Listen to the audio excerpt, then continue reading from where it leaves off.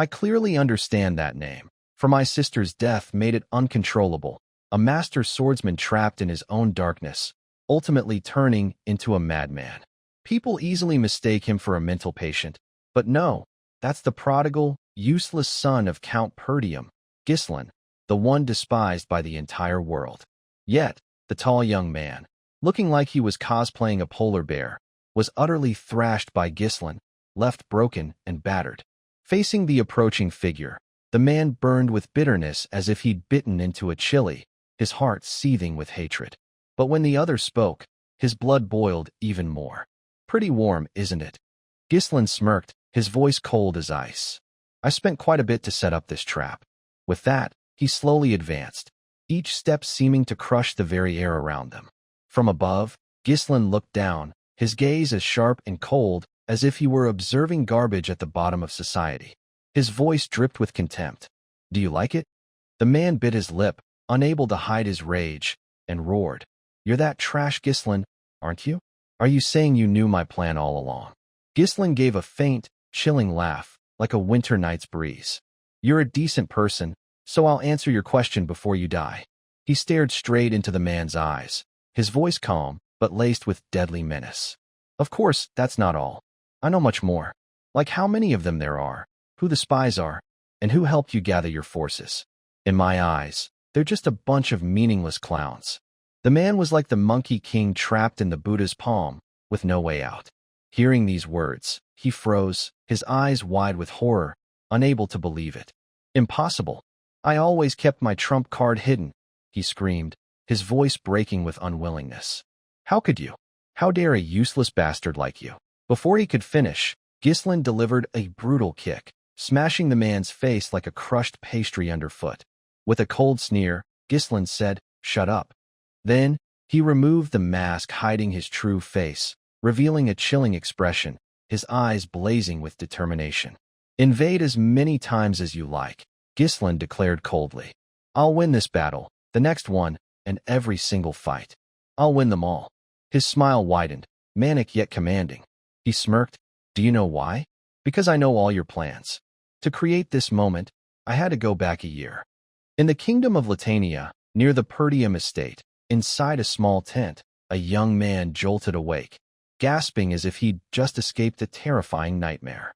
Ghislain was still alive, though just a minute ago, he was on a battlefield, drenched in blood and despair. He bit his lip hard, muttering, "Damn it." In that final battle, he had been forced to kneel before his enemy. The red-haired man standing before him, Aiden, smirked with glee at Ghislain's pathetic state. So this is how it ends, he said, his tone dripping with mockery. Ghislain Perdium, king of mercenaries, one of the continent's strongest, had lost. That arrogant-faced man was one of the 7 strongest on the continent. The esteemed knight raised an eyebrow, asking mockingly, "Any last words?" Ghislain lifted his head, his gaze icy, and snorted, "No. It's a pity I couldn't finish my revenge. Die, you sick bastard." Aiden clicked his tongue, sneering, arrogant as ever. He hadn't expected Ghislain to be the eldest son of the fallen Perdium family. As it turned out, Ghislain had abandoned his family after his sister's death. Hearing this, Ghislain was stunned. How do you know? You're from another kingdom. Aiden replied casually, Of course I know. I went to great lengths to learn about you, because I was one of those who worked with the Delphine family to bring down your house. Those words hit Ghislain like a hammer. There were others behind this besides the ducal Delphine family. Seeing the unwillingness in Ghislain's eyes, Aiden smiled. You're about to die anyway, so explaining further is pointless. Accept reality. Ghislain struggled, roaring in despair. You bastard. I'll never forgive you. But his broken body could do nothing. Aiden scoffed dismissively. Fine. Then he swung his sword, blood spraying out, staining the air red. Back in the present, Ghislain couldn't help but look in a mirror, touching his neck. Back then, Aiden had beheaded him, but now, his head was still firmly attached. Was it all an illusion? He muttered, noticing he looked younger, his body brimming with vitality. Or am I still drunk? A lab rat in some arrogant mage's experiment. He gritted his teeth, swearing to make them regret letting him survive. At that moment, a scream like a pig being slaughtered rang out from outside. Ghislain whipped his head around, and saw Ricardo, a familiar face, rushing in. Hesitantly, Ricardo said, "Sir, come outside. I know you're awake." But before he could finish, a cold blade pressed against his neck, making Ricardo tremble in fear. Gislin's voice was dark and menacing. "I'll let you live if you answer my question. If not," his eyes flared with murderous intent, as if ready to devour Ricardo.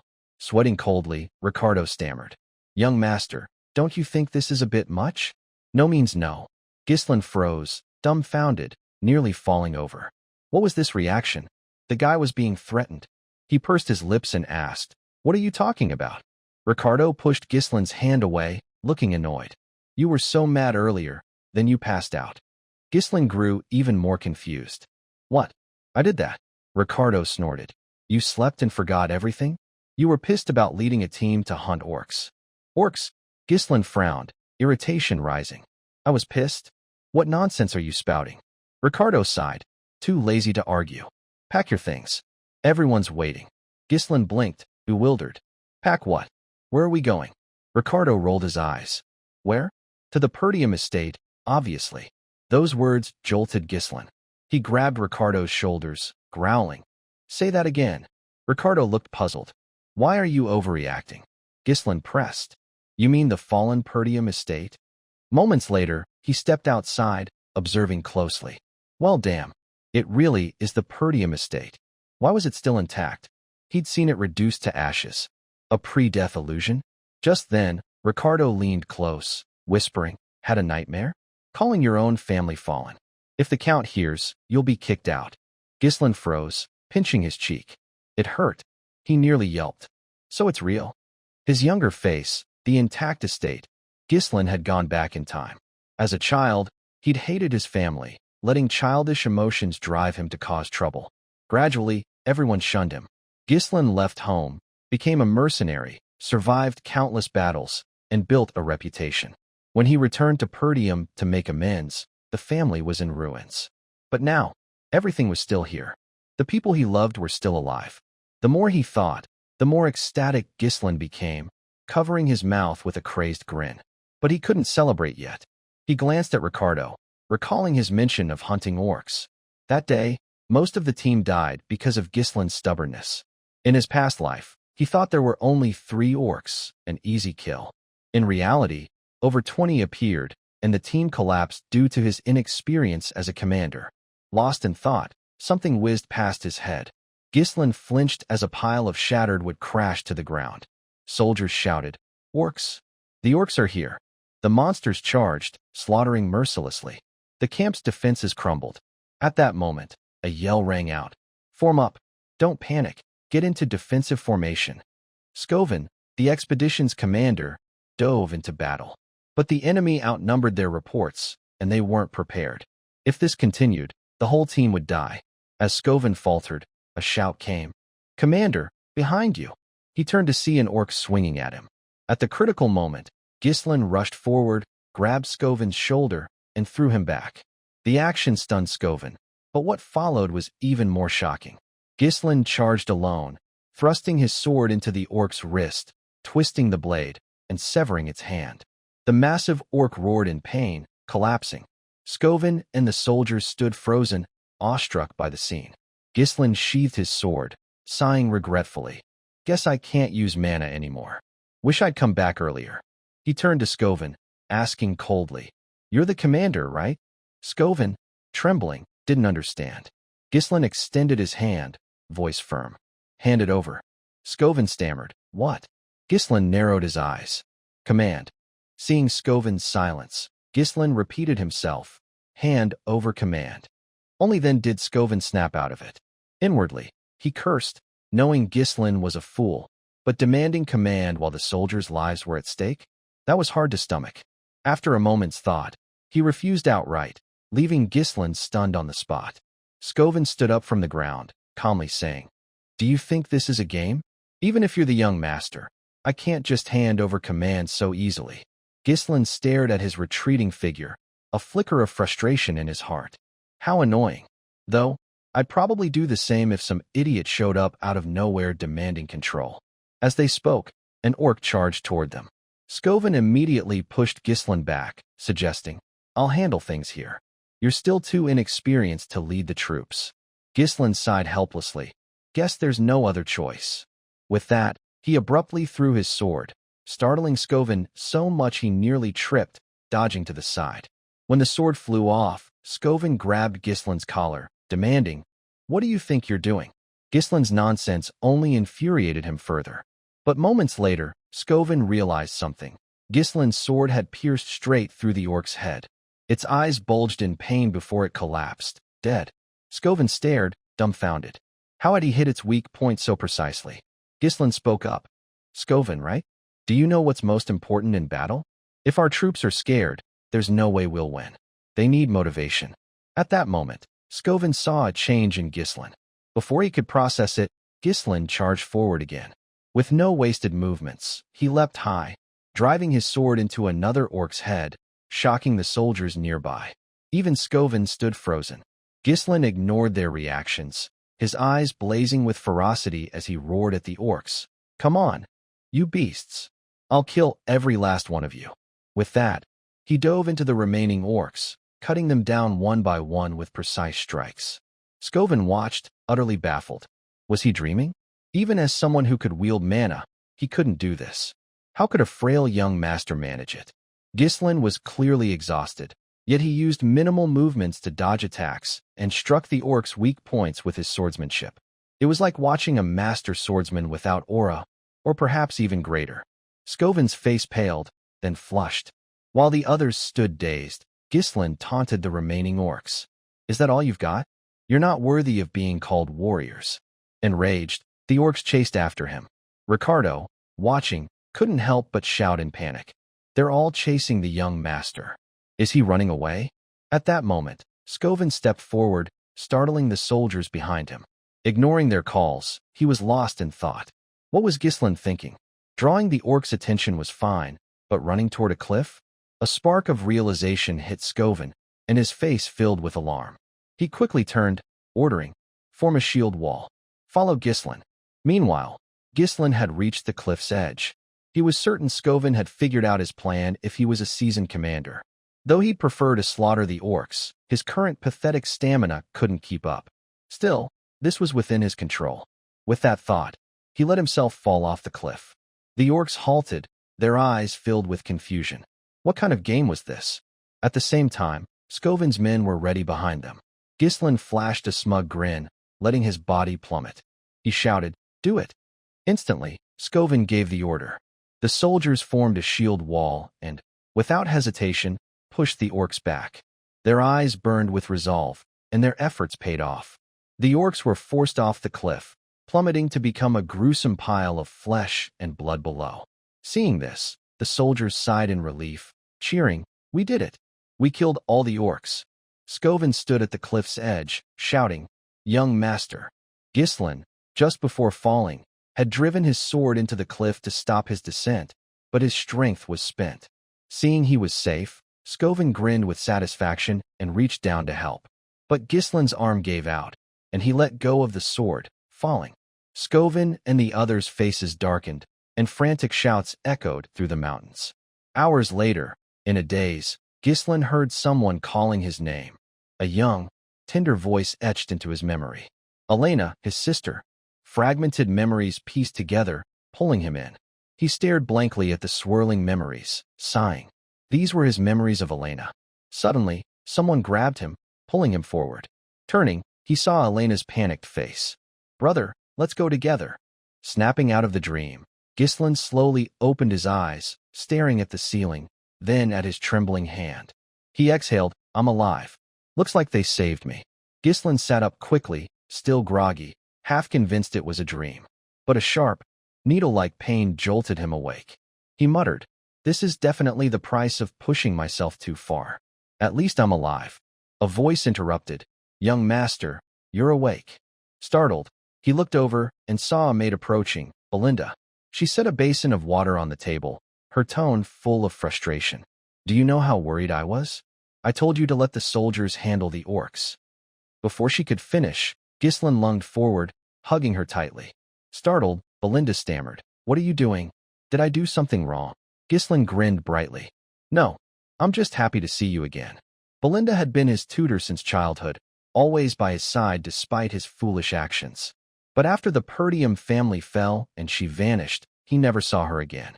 He hadn't expected to meet her like this. Belinda let him hold her for a moment before saying, "We see each other every day. Why are you so happy?" Ghislain didn't answer, debating whether to tell her the truth. After a long hesitation, he said seriously, "Listen carefully. Aiden will face a great disaster." Belinda blinked, confused. "What are you talking about?" Ghislain took a deep breath and said slowly, "The truth is, I died and came back." Belinda sighed, exasperated. "Yeah, sure, those orcs almost killed you." Seeing her reaction, Ghislain hurriedly explained, "That's not what I mean." But Belinda wouldn't listen, scolding him relentlessly. "Do you know how much danger you put yourself in? Perdium has faced so many threats." She went on like a machine, leaving Ghislain unable to get a word in, listening helplessly. She clearly didn't believe him. Then Belinda paused, saying softly, "If you got hurt before the festival, what would we do?" Ghislain froze. Seeing his reaction, she raised an eyebrow. "Did you forget? Lady Elena is so excited for the festival to spend time with you. It's a great chance for you two to bond." He'd forgotten that this time of year always brought a festival. In his past life, he hadn't enjoyed it due to horrific experiences. Thinking it over, he asked quietly, "How long until the festival?" Belinda thought for a moment. "Let's see. It's next week, so you have about half a week." Ghislain fell silent. 1 week from now, the day his life had changed. As he pondered, a childish voice rang out. "Brother, are you in there?" Ghislain whipped around toward the door. The memory that had haunted him for years surfaced. The day Elena vanished from this world. Yet now, she was alive, standing safely before him. Emotions surged within Ghislain, and he rushed to embrace Elena tightly, leaving the little girl stunned and bewildered. Even Belinda, standing nearby, was no less shocked. Elena cried out in panic. "What's going on? What kind of surprise is this?" Ghislain whispered softly, "I missed you." Elena, genuinely frightened, pushed him away with both hands, exclaiming, "Let me go. You're scaring me." The heartfelt moment turned cold in an instant. Ghislain stumbled back, rubbing his chest, marveling. What kind of strength is this? Has she always been this strong? Elena glared at him, her voice icy. "Belinda, I told you I was coming here. What game is he playing? Does he think this fixes everything?" Ghislain, confused, asked, "Fix what?" Elena, exasperated, repeated the harsh words he'd once said, then added, "Have you forgotten everything?" After hearing her, Ghislain's face twisted as if he'd stepped in something foul. He questioned, "I said that." He hadn't been close to Elena in the past, truly despicable of him. With that thought, he apologized, but both women present froze in shock. Elena exclaimed, incredulous, "I heard you were attacked by orcs. Did they hit your head? You brought this on yourself." Ghislain tried to explain, "No, I'm really fine. Why do you both think I was attacked?" But as soon as he spoke, a wave of pain hit him. Retribution, perhaps. Seeing his state, Elena couldn't help but smile. "Right, you're totally fine," she said, as he passed out again. Then, she and Belinda burst into giggles. Ghislain looked up at them, a warmth rising in his heart. They were just as he remembered.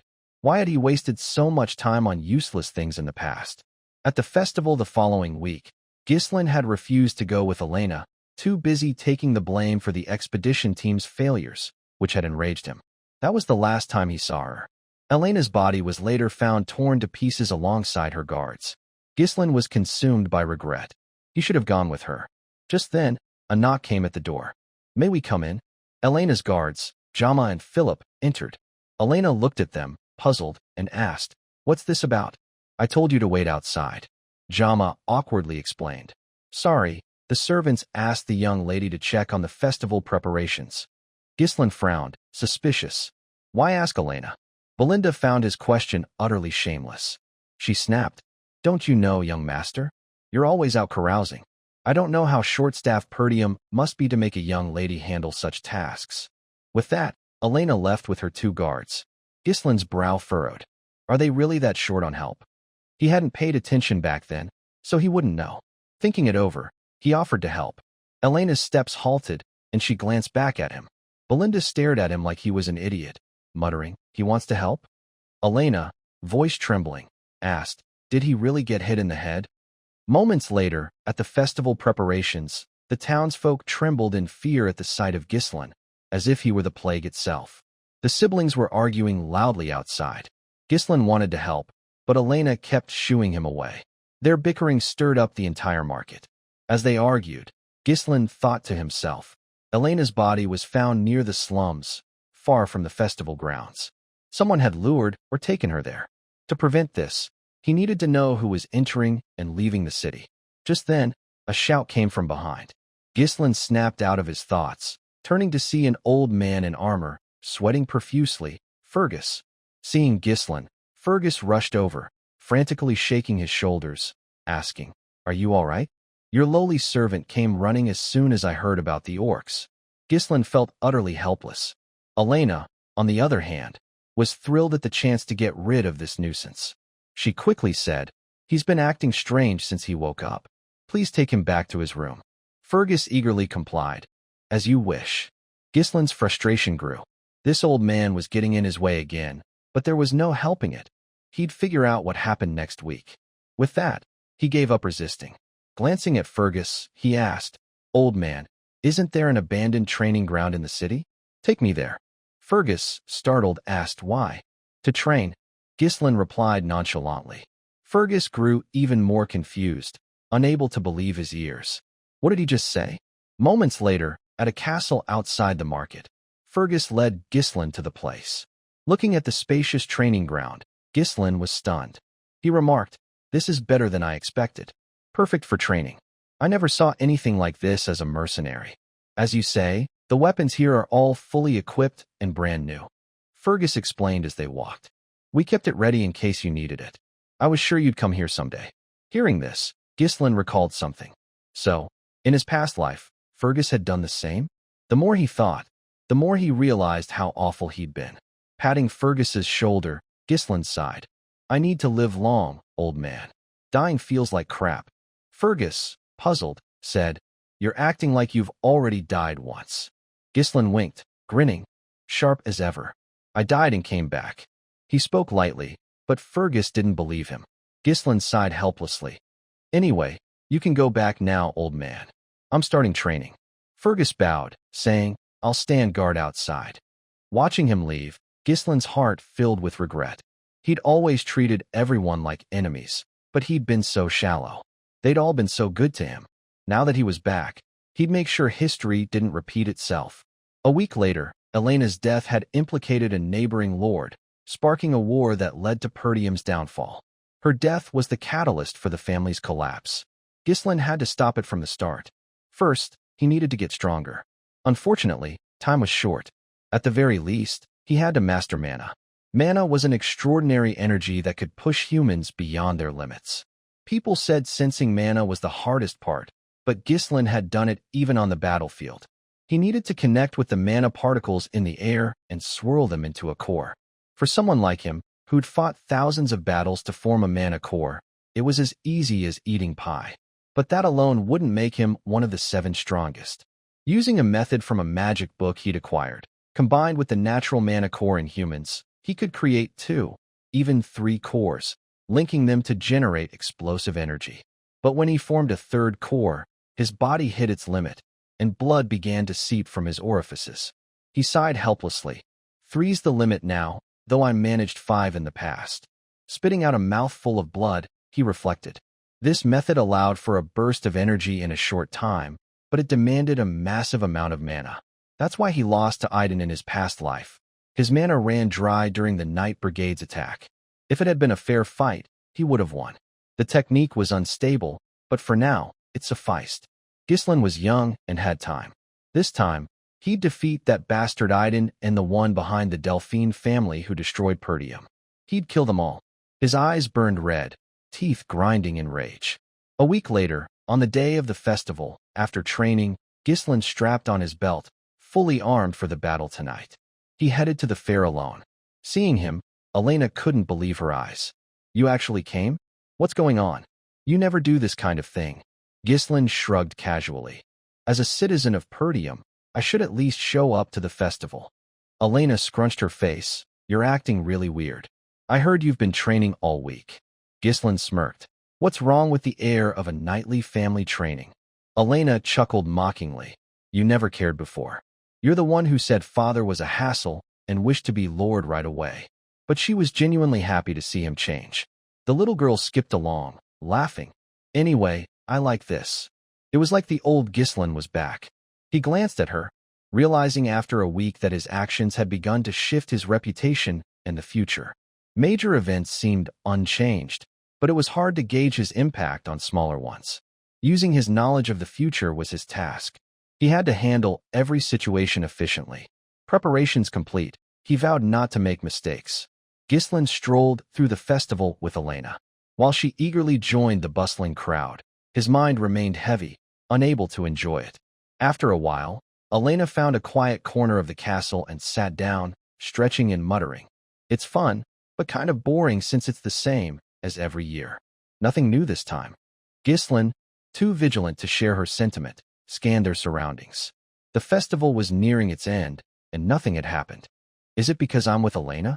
Just then, a voice interrupted his thoughts. Would you like to see something else? One of Elena's guards approached, suggesting, Our friend said there's a new event out there. How about it? Elena's eyes lit up. Really? That sounds fun. She followed them eagerly. Ghislain watched their retreating figures, muttering under his breath. So it's you. Traitors to the family. Elena's escort knights, Jama and Philip, were her most trusted protectors, having guarded her since she was a child. In their past lives, they died defending her. Yet, the truth was far uglier. Those who seemed loyal had betrayed her. These treacherous snakes deserved death. A moment later, they led the siblings, Ghislain and Elena, to an empty lot. Jama, brimming with excitement, shouted, Here we are. Though, there's not a damn thing around. Not even a ghost. Elena's disappointment was immediate. Are you guys sure there's a performance in this filthy place? She asked skeptically. Jama quickly backpedaled. They're probably still setting up. People will show up soon. Elena wasn't buying it. She snorted, Don't give me that nonsense. Who'd perform in a dump like this? Meanwhile, Ghislain scanned their surroundings. At first glance, it was just a deserted street, but a closer look revealed obstacles blocking every escape route. They'd clearly planned this. As Ghislain pieced it together, Elena suddenly yanked his arm, dragging him like a rag doll. Jama, seeing this, hurriedly stepped in. Miss, since we're already here, don't you want to see the show? Elena didn't even turn around, snapping, No, thanks. I'm not watching anything in a place like this. Ghislain, wincing as his arm ached from her grip, muttered irritably, Have you been training or something? Why are you so strong? Elena ignored him, still pulling him along, but someone blocked their path. Philip, his face twisted with malicious anger, said, Miss, just wait a little longer. His expression made Elena recoil in fear. Trembling, she stammered, You're acting so weird. What's wrong with you guys? Realizing the ruse was up, Jama sighed. Oh, man, I didn't mean to scare you. His tone shifted to something darker. It's just that someone made a reasonable request. Elena shivered, whispering, What request? At that moment, footsteps approached. A man in a green cloak, flanked by two others, stepped forward. The leader, Frank, chuckled with satisfaction. Nice work. You guys are clean as always. Jama smirked smugly. Of course. We brought the lady as promised, so let's wrap up the deal.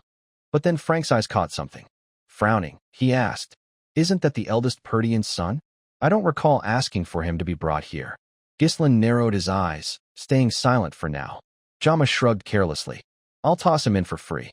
The idiot followed us without realizing this is his grave. Ghislain finally spoke, cutting in sharply. So, Jama, you sold us out?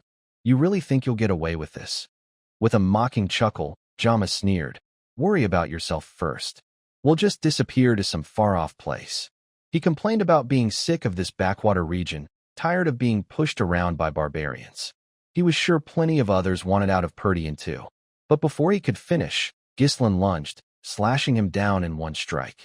Jama dropped dead on the spot. The sudden violence stunned the onlookers. No one expected Ghislain to act so decisively. Sheathing his sword, Ghislain sneered. At least they'd never sell us out. He glanced at the remaining traitor. Right. Philip, Sensing danger, grabbed Elena, his lips tight. That idiot Jama. A knight losing to an amateur like that, he muttered. But before he could finish, a sword pierced his forehead. As he collapsed, he could only gasp, impossible. In an instant, Ghislain had taken out both betrayers. Frank's two lackeys gaped in shock. Is that really the Perdian heir? I thought he had no combat experience or training. Frank, his voice low, agreed. Looks can be deceiving. Though they'd let their guard down, Ghislain had swiftly killed 2 knights with mana-infused strikes. His skill was undeniable. Elena clung to Ghislain, her voice trembling. Big brother, what's going on? Ghislain didn't answer. After a moment's hesitation, he knocked her out. Keeping her conscious would only complicate things while he dealt with the rest. Frank, misreading the situation, grinned. Thanks for doing my job for me, Perdian heir. He and his men approached, his tone darkening. You're not what I was told. Were you hiding your real skills all along? Ghislain drew his sword calmly, replying, What's it to you? In his mind, he was already calculating how to take down the 3 remaining enemies. The 2 lackeys weren't a concern, but Frank radiated a mana level in a league of its own. This needed to end quickly. Ghislain spoke again, his voice cold. Let me ask you something. Who ordered this? Frank smirked. Why would a dead man need to know? Ghislain glared, unfazed. You won't talk easily, but you'll spill soon enough. His sword surged with mana. One of Frank's men spoke up. Should we take his head? Frank shook his head. No, take him alive. Break his limbs so he can't do anything but scream. He'll suffer for that pretty face. Yes, boss. They replied, charging forward like a gust of wind. Ghislain pulled something from his pocket and hurled it without hesitation. The lackeys froze, confused. Was that a firecracker? As they hesitated, it smashed into one's head. Before he could react, Ghislain struck, knocking him to the ground. The other lackey didn't panic, sneering as he swung his sword. But Ghislain was faster, parrying with ease. His eyes burned with killing intent as he deftly disarmed the man, snatching his sword. Without pause, Ghislain's blade severed the lackey's head. A sudden surge of killing intent hit him. Frank had seized the moment to launch a sneak attack. Ghislain barely raised his sword in time to block it, surprising Frank with his reflexes. Perfect ambush, and you still blocked it, Frank muttered. Ghislain countered, his sword slicing a deep gash across Frank's neck. The pipe in Frank's mouth fell, but he swung back, forcing Ghislain to dodge in a panic. Frank laughed coldly. Not bad. Without mana, I'd be headless. Ghislain couldn't believe it. How was Frank alive after a neck wound? Had he concentrated mana there to reduce the damage? Frank's voice grew icy. I don't know where a kid your age learned that weird swordplay, but you're dying here. As soon as he finished speaking, Frank flashed a malicious grin. He charged at Ghislain, trading blows while taunting. You can't beat me with that pathetic mana. Confident in his victory, his face brimmed with smugness, but Ghislain was smiling too. This unnerved Frank, who couldn't help but unleash more power. In that moment of distraction, Ghislain struck, slashing down and landing a kick square in Frank's face. The blow sent him sprawling. Frank looked up, sneering. Didn't I tell you? That amount of mana won't cut it. But as the words left his mouth, he coughed up a spray of blood. His body collapsed to its knees, panic seizing him. What just happened? That attack's power was different. There was no way Ghislain could pierce his reinforced defenses with that level of skill. Ghislain approached slowly, his voice icy. I never imagined there'd be a real mastermind behind Elena's death. So it's you, huh? As he spoke, he began channeling his mana core's energy. Within 3 seconds, he unleashed his 3rd mana core. Seeing the surge of power, Frank shouted in panic. How can you amplify your mana like that? Ghislain ignored him, charging with wind-tearing force. His speed was so blinding that Frank's face paled in terror. Not daring to hesitate, Frank raised his sword to block. Their blades clashed fiercely, sparks flying. But Ghislain pressed forward relentlessly, slashing down with brutal force. Though Frank blocked, his arm went numb, and his sword showed cracks. He couldn't believe it. No matter how much mana someone drew, there was a limit. He'd never heard of a technique to boost mana to such extremes. Ghislain seemed like a different person now. In a fight like this, distraction was a death sentence. With a single strike, Ghislain shattered Frank's sword, the force cleaving through his body. Blood poured like rain, but Ghislain didn't stop. He charged again, driving his sword straight into Frank's abdomen. The pain tore a scream from Frank, like a butchered animal. Seizing the moment, Ghislain pinned Frank's throat against the wall, his eyes blazing with killing intent. "Time to finish our earlier talk," Ghislain said coldly. "Who ordered this?" Frank bit his lip, snarling. He won't die easily, but he'll drag the Perdian lady down with him. Acting on instinct, Frank pulled a dagger, aiming to throw it at the unconscious Elena. But his hand was suddenly bound by thin threads. Caught off guard, Frank froze. Before he could process it, Ghislain's cold voice cut through. "Let's make a deal," he warned. "Answer, and I'll pull the sword out." Frank glanced at the threads binding his hand, suspicion creeping in. Were they made of mana? When did Ghislain create these? It was a skill from his past life, less powerful now, but sufficient. Ghislain tightened his grip on the sword lodged in Frank's gut, his voice like ice. "Someone of your caliber should know how to heal a wound like this. But what if I destroy your mana core?" Frank's face twisted in horror. He realized Ghislain's sword, whether by chance or design, was piercing his mana core. Screaming in agony, he felt his mana scattering. "Are you insane?" he cried. "One mistake, and a mana backflow could blow this whole place sky high. You trying to kill yourself too?" Frank gasped. Ghislain smirked. "Only amateurs would mess that up. I can handle it." Fear flashed across Frank's face. He knew Ghislain meant it. If he didn't talk, he was dead.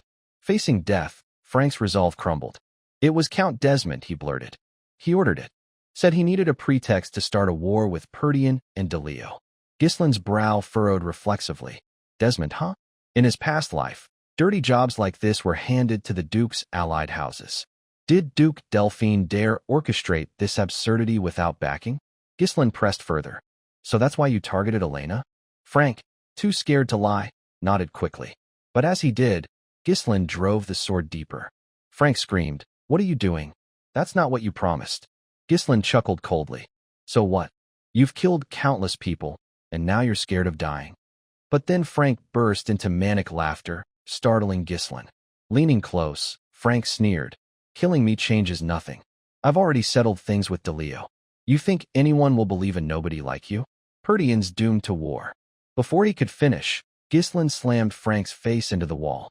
"Let me tell you something," he said icily. "I was reborn after death. This time, things will be different." His eyes burned with murderous intent. Without hesitation, he shattered Frank's mana core, drawing a blood-curdling scream. A surge of mana shot into the night sky, exploding like fireworks in the dark alley. The bloody scene below only amplified the spectacle. A perfect night for killing, the alley now a river of blood. The traitors from his past life had paid their price. Ghislain glanced back, relief washing over his face. He'd finally saved Elena. His sword clattered to the ground, his exhausted body swaying. Pain seared his chest, and he coughed up blood. Kneeling, he gasped for air, wiping the blood from his mouth. "Damn it," he muttered. "Back when I was the Mercenary king, bursting 3 cores was nothing. I'm not collapsing over this." But now wasn't the time for reflection. Ghislain had work to do in the room ahead. Rushing inside, he found chaos, debris and blood everywhere. Seeing the body amid the wreckage, Ghislain sighed. In his past life, they'd found another corpse beside Elena here. From what Frank said, Delio's son was killed alongside the escort knight. This was how they silenced them, framing them for Elena's death to spark a war. Ghislain decided to erase the evidence. Acting fast, he set off a firecracker to ignite the small house. Flames roared to life in the dark alley. Carrying Elena, Ghislain walked away. The first step in preventing the tragedy of his past life had succeeded. He wouldn't let their plans come to fruition. At that moment, perched on a nearby ancient tree, a figure silently observed the entire scene. Once Ghislain and Elena left the alley, he vanished just as quickly. Meanwhile, in a dimly lit basement, a group had gathered to discuss matters. A man in a black cloak spoke in a hushed tone. "We failed. We sent our best people." Hearing this, another figure responded sharply. "You couldn't even handle a little girl?" The cloaked man trembled, hesitating before gritting his teeth. It was all because of Ghislain Perdian. At the mention of the name, the room buzzed with chatter. Everyone knew the eldest Perdian son as a useless failure. One person scoffed. "You're telling me that good-for-nothing Ghislain is your excuse?" The cloaked man shook his head frantically, denying it. He's nothing like the rumors or intel we had. He recounted everything he'd witnessed, how Ghislain wielded mana with precision, how he struck down enemies with ruthless efficiency, the way he killed Frank and erased the evidence. It was as if he'd become someone else entirely. But, he added, their work with the DeLeo family was already done, so the territorial war could still proceed. Pleading, he begged the group for another chance. Instead, they cursed him like a dog, some even threatening to kill him on the spot, calling him worse than a colonial failure. Just then, an authoritative voice cut through the noise. Enough with the racket. The room fell silent instantly. The voice continued, low and commanding. What kind of chance are you asking for? The cloaked man shouted boldly. I'll take out Ghislain Perdian. How? The voice asked coldly. He explained slowly. I'll arrange a natural duel. I've got someone in mind. Before the figure above could respond, the others interrupted. Who?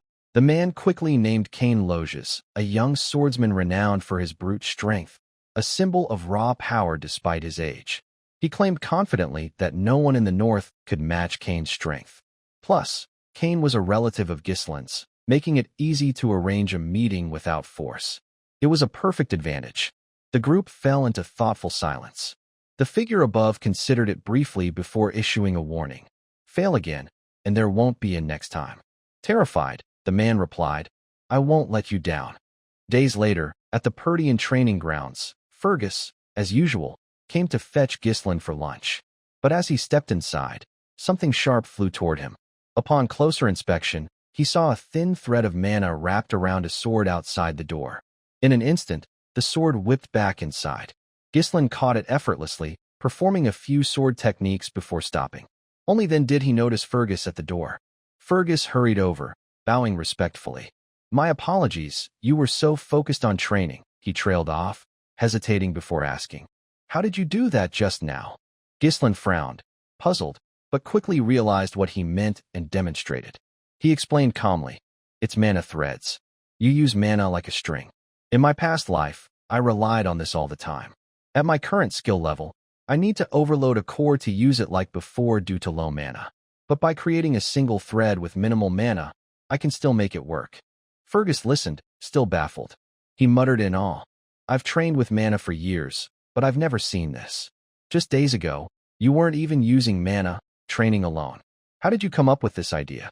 Seeing Fergus lost in thought, Ghislain frowned. What do you want? Snapping back, Fergus remembered his purpose.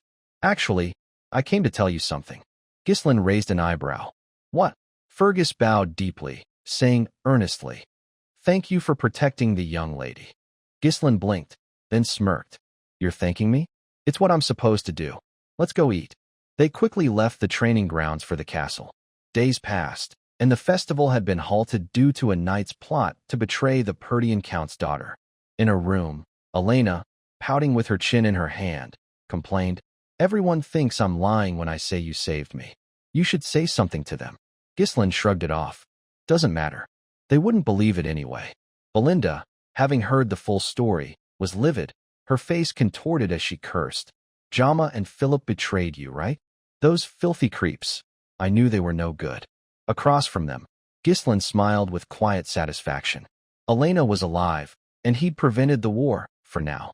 But he knew they wouldn't stop. He couldn't keep fighting alone. He needed an army. Just then, a servant wheeled in a food cart. Ghislain sighed softly. He'd need to learn more about politics to pull this off.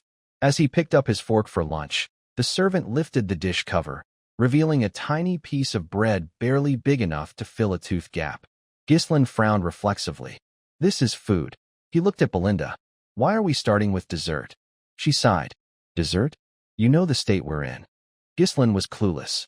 Before he could grasp why things had gotten this bad, a deafening roar erupted from below. The townsfolk were shouting, demanding compensation for the cancelled festival's losses. A crowd had gathered outside the castle, some wielding weapons. The soldiers tried to calm them, but it was futile. From the window, Ghislain frowned. What the hell's going on? Belinda, as if expecting this, sighed. Knew they'd react like this. Ghislain shot her a glance. She explained slowly. You know our district relies on merchants who profit from the festival. Last year was good enough for them. But with the festival cancelled after just one day, they're pissed. Ghislain frowned, hesitating. Is our district's situation that bad? This isn't good. They'll only get angrier if we don't do something. He glanced at Fergus. What are the guards doing? Send them to calm the crowd. Fergus dropped a bombshell. We don't have any guards. Most were sent to the monster forest to rebuild after an orc raid. Ghislain remembered. The north was practically always at war with barbarians, and the monster forest was a constant threat with beasts spawning anytime. So, he was broke, guardless, and stuck in chaos. He pulled Belinda aside, lowering his voice. You manage my funds, right? Use that money to appease the merchants. She shook her head bluntly. There's no money. Ghislain stared, dumbfounded. How? She sighed. You don't remember? The count cut your allowance because you spent like it was water. Ghislain finally grasped how dire his situation was. He was flat broke. Unable to stand it, he held out his hand. Give me some money. Belinda pouted. I don't have any. Defeated, Ghislain sat by the window, staring at the scenery, contemplating his life. No money, no soldiers. What did he have? Without funds, even his future knowledge was useless. He needed money first. Wasn't there something at the estate? Just then, urgent footsteps echoed outside. Ricardo burst in, panting. Young master. Ghislain turned, startled. What's the rush? Ricardo reported frantically. Trouble, sir. Kane wants to see you. At the name, Ghislain froze. Meanwhile, at a tavern, Scoven was being beaten to a pulp. His attacker showed no mercy, fists flying until his hands were slick with Scoven's blood. Scoven didn't fight back. He couldn't. Blood sprayed as he was pummeled, and by the time Ghislain arrived, Scoven was sprawled on the floor, trembling in pain. Ghislain's eyes narrowed, then shifted to a hulking figure like a black bear standing before him. The man grinned maliciously. There you are, Ghislain. Ghislain didn't react, his eyes fixed on the man before him. In that moment, a flood of fragmented memories crashed over him like a tidal wave. I know this face, the heir of House Loges, our ally, Kane Loges. Kane's smile never left his lips, but to Ghislain, it now felt like a dangerous warning. Old memories sharpened. Back then, Kane was his only friend, and also his enemy. Between them lay Scoven, unconscious on the floor. Kane took slow, deliberate steps toward Ghislain, who suddenly turned to Ricardo. What's going on here? Ricardo hesitated, head bowed to avoid Ghislain's gaze. You see it, sir, he mumbled. We got a report of a disturbance at the tavern. His voice grew quieter, but clear enough. Kane was there with an escort knight. When he recognized us, he asked if the rumors about you were true. Ricardo continued. So Commander Scoven explained the rumors in detail. After hearing it, Kane grabbed Scoven by the throat, saying, You dare lie to the heir of Loges? Ricardo's face darkened. That's how this happened. Kane cut in. Hey, if you're going to tell it right. He claimed Ghislain, someone who'd never trained, supposedly killed an orc barehanded and took down traitorous escort knights single-handedly. Glancing at Scoven on the floor, he added, So I gave the old man a little wake-up call to clear his head. Standing before Ghislain, he sneered. This wouldn't have happened if you hadn't lied from the start. Ghislain stayed silent, lips curling slightly. In his mind, he thought, Yeah, this is exactly who he is, always treating me like his lackey. Every time Kane visited Perdian, he caused trouble. Despite the chaos, no one dared speak up because Ghislain was seen as his subordinate. Nobody disrespected Kane, unlike Ghislain, who was constantly riddled with self-doubt. Kane's confidence and bold demeanor were praised as the qualities of a true heir. Ghislain gave a faint smile, recalling those years, and that's why I got even more criticism. Seeing Ghislain's silence, Kane's smile faded. He studied him, frowning with a sneer. Look at this guy. Normally, he'd attack me with this much provocation. Flashback to a moment earlier at House Loges. Kane sat in a room, surprised by a request to kill Ghislain. Yeah, the cloaked figure said evenly. If you complete this task, the higher-ups will support House Loges. Kane assessed it seriously. Taking out a kid like him isn't hard, but Ghislain's an heir too. Why kill him? The cloaked figure suggested. We can lure him into a duel, stage it as an unfortunate accident. It'll look like a typical dispute between heirs. I'll pose as an escort knight to manage the situation, so you don't need to worry. He emphasized, this is a rare opportunity for you. Cain repeated. Kill my own cousin, Ghislain? His face lit up with interest. Let's do it. As he walked away, suspicion stirred. They want him gone because something's changed? A sly, unreadable smile curved his lips. Back at the tavern, Cain grew impatient. What's the hold up, Ghislain? He plopped onto the steps. Why were you just standing there? You're here, so bring out what you've got prepared for me. Ghislain, confused, asked, Prepared what? Cain's tone turned mocking. Heard the festival got cancelled, huh? Let's liven things up and have a good time. We're always on the same page for stuff like this, right? His voice hardened. Or am I wrong, buddy?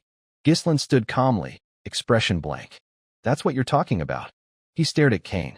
Yeah, this guy always demanded I arrange women and wine whenever he showed up. Ghislain tilted his head, a glint of contempt in his eyes. I met his demands to avoid getting beaten, but no more. He made me waste precious money back then. His spending had been so reckless that the servants couldn't stay quiet. One bowed, voice cautious. You forgot, sir. Your father cut your allowance because you spent too much. The realization hit Ghislain like a brick. His eyes lit up. It's been here all along. He locked eyes with Cain. My source of funds. Cain, growing annoyed at Ghislain's silence, called out, Hey, Ghislain. Leaning forward, he snapped. If you remember, hurry up and bring it out. Don't you see I'm waiting? To his surprise, after a brief pause, Ghislain replied, Sure thing, I'll bring it right over. But his gaze sharpened as he looked down at Cain. Don't you owe me something first? The cloaked figure tensed as Cain frowned. Oh, you? What? Ghislain grinned, holding out his hand. You know I covered everything you asked for with my own money, right? Pay up, 1,000 gold, principal and interest. Cain scoffed. 1,000 gold?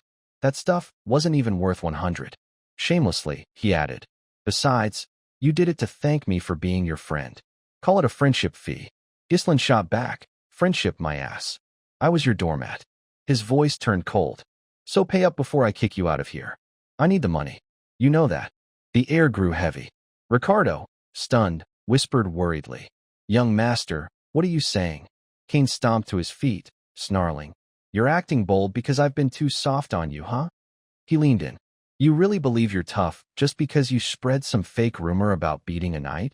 You're nothing but a parasite leeching off this land. His voice dripped with mockery. That's why everyone in the north calls you a pathetic heir who spews nonsense. Cain threw a punch straight at Ghislain. Wake up. Ghislain stood unfazed, dodging the fist effortlessly. Both Ricardo and the cloaked figure were stunned by how quickly it happened. Seeing Ghislain evade, Cain swung again, furious. You bastard. Ghislain dodged again, landing a heavy punch square in Cain's chest. Before Cain could react, Ghislain followed with a brutal strike to his face. But Cain wasn't a pushover. He blocked the second blow. Ghislain watched him calmly. Suddenly, Cain collapsed to one knee, groaning in pain. The cloaked figure rushed to his side. Young master, are you all right? Ghislain said coolly, Get up. Stop whining. I know you blocked that. Cain shouted. Back off, Ghislain.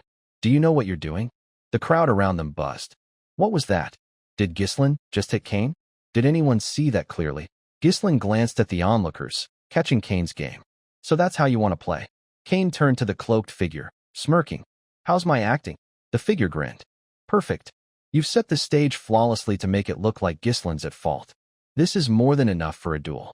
Cain had his own calculations. Of course, this is a rare shot at major support. I've got to make this unforgettable. The cloaked figure's earlier offer echoed.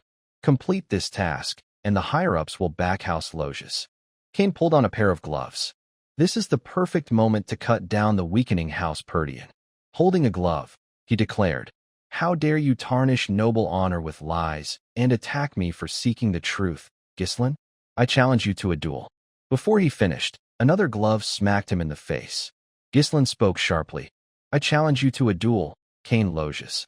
The glove hit the ground, leaving Cain's face dark with rage. Ghislain's voice cut like a blade.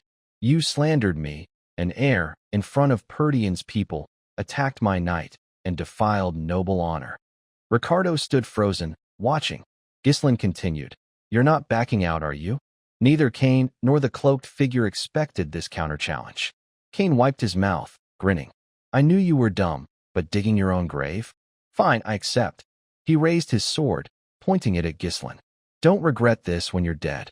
Ghislain called softly, Ricardo. The boy snapped to attention. Yes, sir. Ghislain's eyes gleamed with excitement.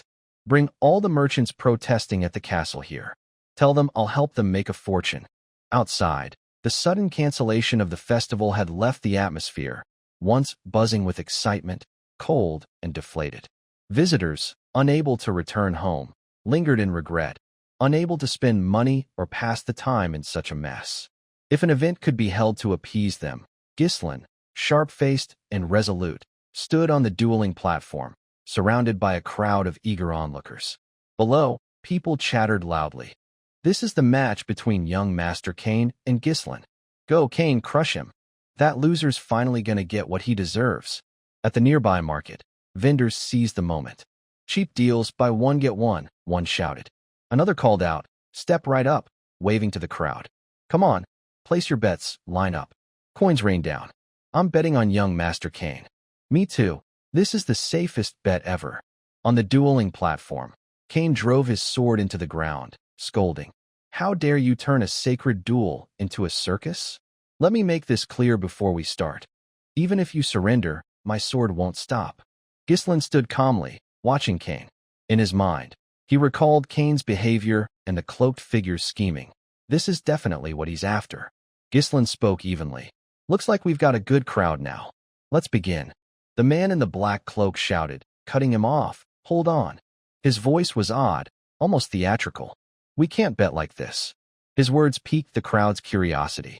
The fat bookie checked his list, muttering, well, damn, no one's betting on Duke Ghislain. Ghislain didn't care much, glancing over. Amid the bookie's pause, the crowd buzzed again. Let's be real, the outcome's obvious. Ghislain's got no chance against Cain. Someone find an idiot dumb enough to bet on him. Cain smirked, taunting. Wow, even the market's ignoring you. The cloaked man suggested. Can we change the bets? How about how long he lasts against Cain? A limping figure stepped forward, dropping a massive bag of coins. It was Las Scoven, still in pain, but his voice steady. I'm betting on Duke Ghislain. Ghislain gave a faint smile as an even larger bag slammed down. Elena and Belinda appeared, Elena crossing her arms. I'm betting on my brother too. Ricardo and Scoven exchanged stunned looks. Ghislain, up on the platform, was perhaps the most surprised, as was the crowd. They hadn't expected Lady Elena. Seeing the bookie hesitate, Elena snapped. Is that enough, or what? Belinda whispered, I told you not to do this. The bookie quickly scooped up the coins. Yeah, that's plenty. The cloaked man said nothing more, turning away in a huff. Cain pouted, making me wait. Without warning, a voice boomed. Ready. Ghislain stood calmly, saying, You know I'm older than you. It'd be weird if I attacked first. Cain shot back, what? Ghislain drew his sword, swinging it down with a sharp whistle through the air. Pointing at Cain, he said, Your move. Cain fell silent, crouching with a grin. Think it's a bit late to act like the bigger man now. The call rang out. Begin. Cain sprang forward like a predator spotting prey, raising his sword with powerful, precise movements, slashing straight at Ghislain. Ghislain swiftly parried, the clash of metal tearing through the air. Cain pressed down with force, sneering. You've lowered yourself too much to save face. Before Ghislain could respond, Cain raised his sword for another strike. Ghislain deftly stepped back, creating distance. Seizing the moment, Cain drove his sword into the spot where Ghislain had stood, the blade sinking deep with a chilling sound. He yanked it free, his movements sharp, then launched a lightning-fast kick toward Ghislain. With his usual calm, Ghislain sidestepped, letting the kick hit nothing but air. The atmosphere grew electric, tension ready to explode. That's young Master Cain for you. Ghislain can't even take one more hit. Cain grinned, certain of victory. Ghislain watched Cain's every move, thinking, look at him. Below, Belinda trembled, clutching Elena's arm, her voice shaking. What do we do, my lady? We have to stop this now. The cloaked man smirked to himself. Too late. Once someone raises a sword against Cain, they're already trapped. He recalled past fights, analyzing. Opponents overwhelmed by Cain's raw power think they can't fight back. They exhaust themselves dodging, leaving an opening. That's how Cain always wins. On the platform, Ghislain kept evading Kane's lethal strikes. Kane let out a mocking laugh. Pretty nimble. Your skills have improved, huh? He twirled his sword with flair, the steel glinting. Kane's grin turned challenging. Not bad. Without giving Ghislain a chance to reply, Kane launched a vicious strike, taunting, "You were always good at running, even back then." His next swing grazed Ghislain, sending him crashing backward. Ricardo shouted, voice raw with panic, "Young master." The crowd froze, eyes wide in disbelief. No one could speak. The cloaked man grinned. It's over. Ghislain's done. As Ghislain fell, the ground rushing closer, he twisted midair, regaining balance in a split second. His voice remained steady, unshaken. "I was going easy on you." Landing, he locked eyes with Kane, his gaze icy. "But you've crossed the line." In a flash, Ghislain shot forward like an arrow, closing the distance to Kane. Before Kane could react, his eyes widened at Ghislain's terrifying speed. In an instant, Ghislain was upon him, his sword flashing in a clean arc, slicing across Kane's body. Kane's face froze in shock. The cloaked man gritted his teeth. He regained balance by channeling mana into his feet. Ghislain exhaled lightly, saying casually, "Such an arrogant swordsman. You think you're the strongest because opponents cower when you show off a little power." He turned, sword raised for the next strike. "Let me open your eyes." Kane's eyes blazed with fury, uncontrollable rage driving him as he swung his sword, voice dripping with mockery. "Oh yeah? How are you going to do that?" Ghislain stayed calm, stepping back with precision, as if anticipating Kane's attack. In one fluid motion, he spun, kicking Kane's sword hand. Without losing momentum, Ghislain leaped, spinning midair before landing lightly. Kane roared like a cornered beast, swinging again with furious strikes. Ghislain sidestepped effortlessly, then stomped hard on Kane's sword, halting him. Ghislain's eyes sharpened like a blade, his sword slashing with pinpoint accuracy, cutting into Kane. His face remained expressionless, cold as ice. Blood spilled from Kane, and the crowd gasped in disbelief that Kane was wounded. The stands erupted. What was that? Duke Ghislain's gotten so much better. Wait, is he actually gonna win? Damn it, I bet on Kane. Elena beamed at Belinda. See? Belinda sighed in relief. The cloaked man fumed, while Kane looked down at his bloodied body. The wound's shallow. He could have cut deeper, but chose not to. His face twisted in rage. How does a thug like him have swordsmanship like that? Ghislain glanced at Kane, his expression unchanged. Suddenly, he tossed his sword aside. "This skill gap's no fun," he declared. "From now on, I'll fight barehanded." His words enraged Kane, who roared, "What?" Ghislain turned, staring him down. "Maybe I should use this chance to teach you a lesson." Rolling up his sleeves, his voice deadly serious, he added, "With my fists." Kane knelt on the ground, looking up at Ghislain in disbelief. "Teach me." Ghislain calmly rolled up his sleeves, stepping closer. "Yeah, you don't seem to like my swordsmanship, so I'll take the disadvantage and fight barehanded. That should suit you better." Kane flinched, caught off guard. Ghislain raised an eyebrow. "Oh, and I'll up the bet. 2,000 gold, double the original amount, on me winning." The crowd erupted in heated discussion. "Barehanded," one gasped. 2,000 gold, another echoed. "This is a duel between men." The cloaked man froze, sweat beading on his forehead, barely hiding his glee. He smirked to himself. He's challenging Kane to a fistfight? I should thank his madness. Luck's still on our side. The fat bookie shouted excitedly.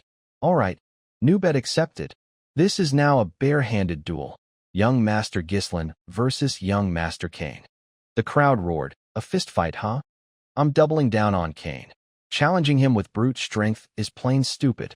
No, I'm betting on Ghislain this time." The wind tousled Ghislain's golden hair as he stood tall, his gaze resolute. Kane, head lowered, chuckled at the crowd's chatter. "Barehanded? You're killing me." His muscular arms flexed as he gripped his sword tightly. "Fine, come at me without a weapon." With a flourish, Kane flung his red cloak skyward, then raised his sword high, charging at Ghislain with a shout. "I'll stick with my blade." Belinda, frantic, yelled from the sidelines. "This is insane, young master. At least draw your sword." Kane's eyes sharpened as he thrust his blade downward. Ghislain stood still, watching the sword close in, unfazed. "As I thought, I need to knock some sense into you."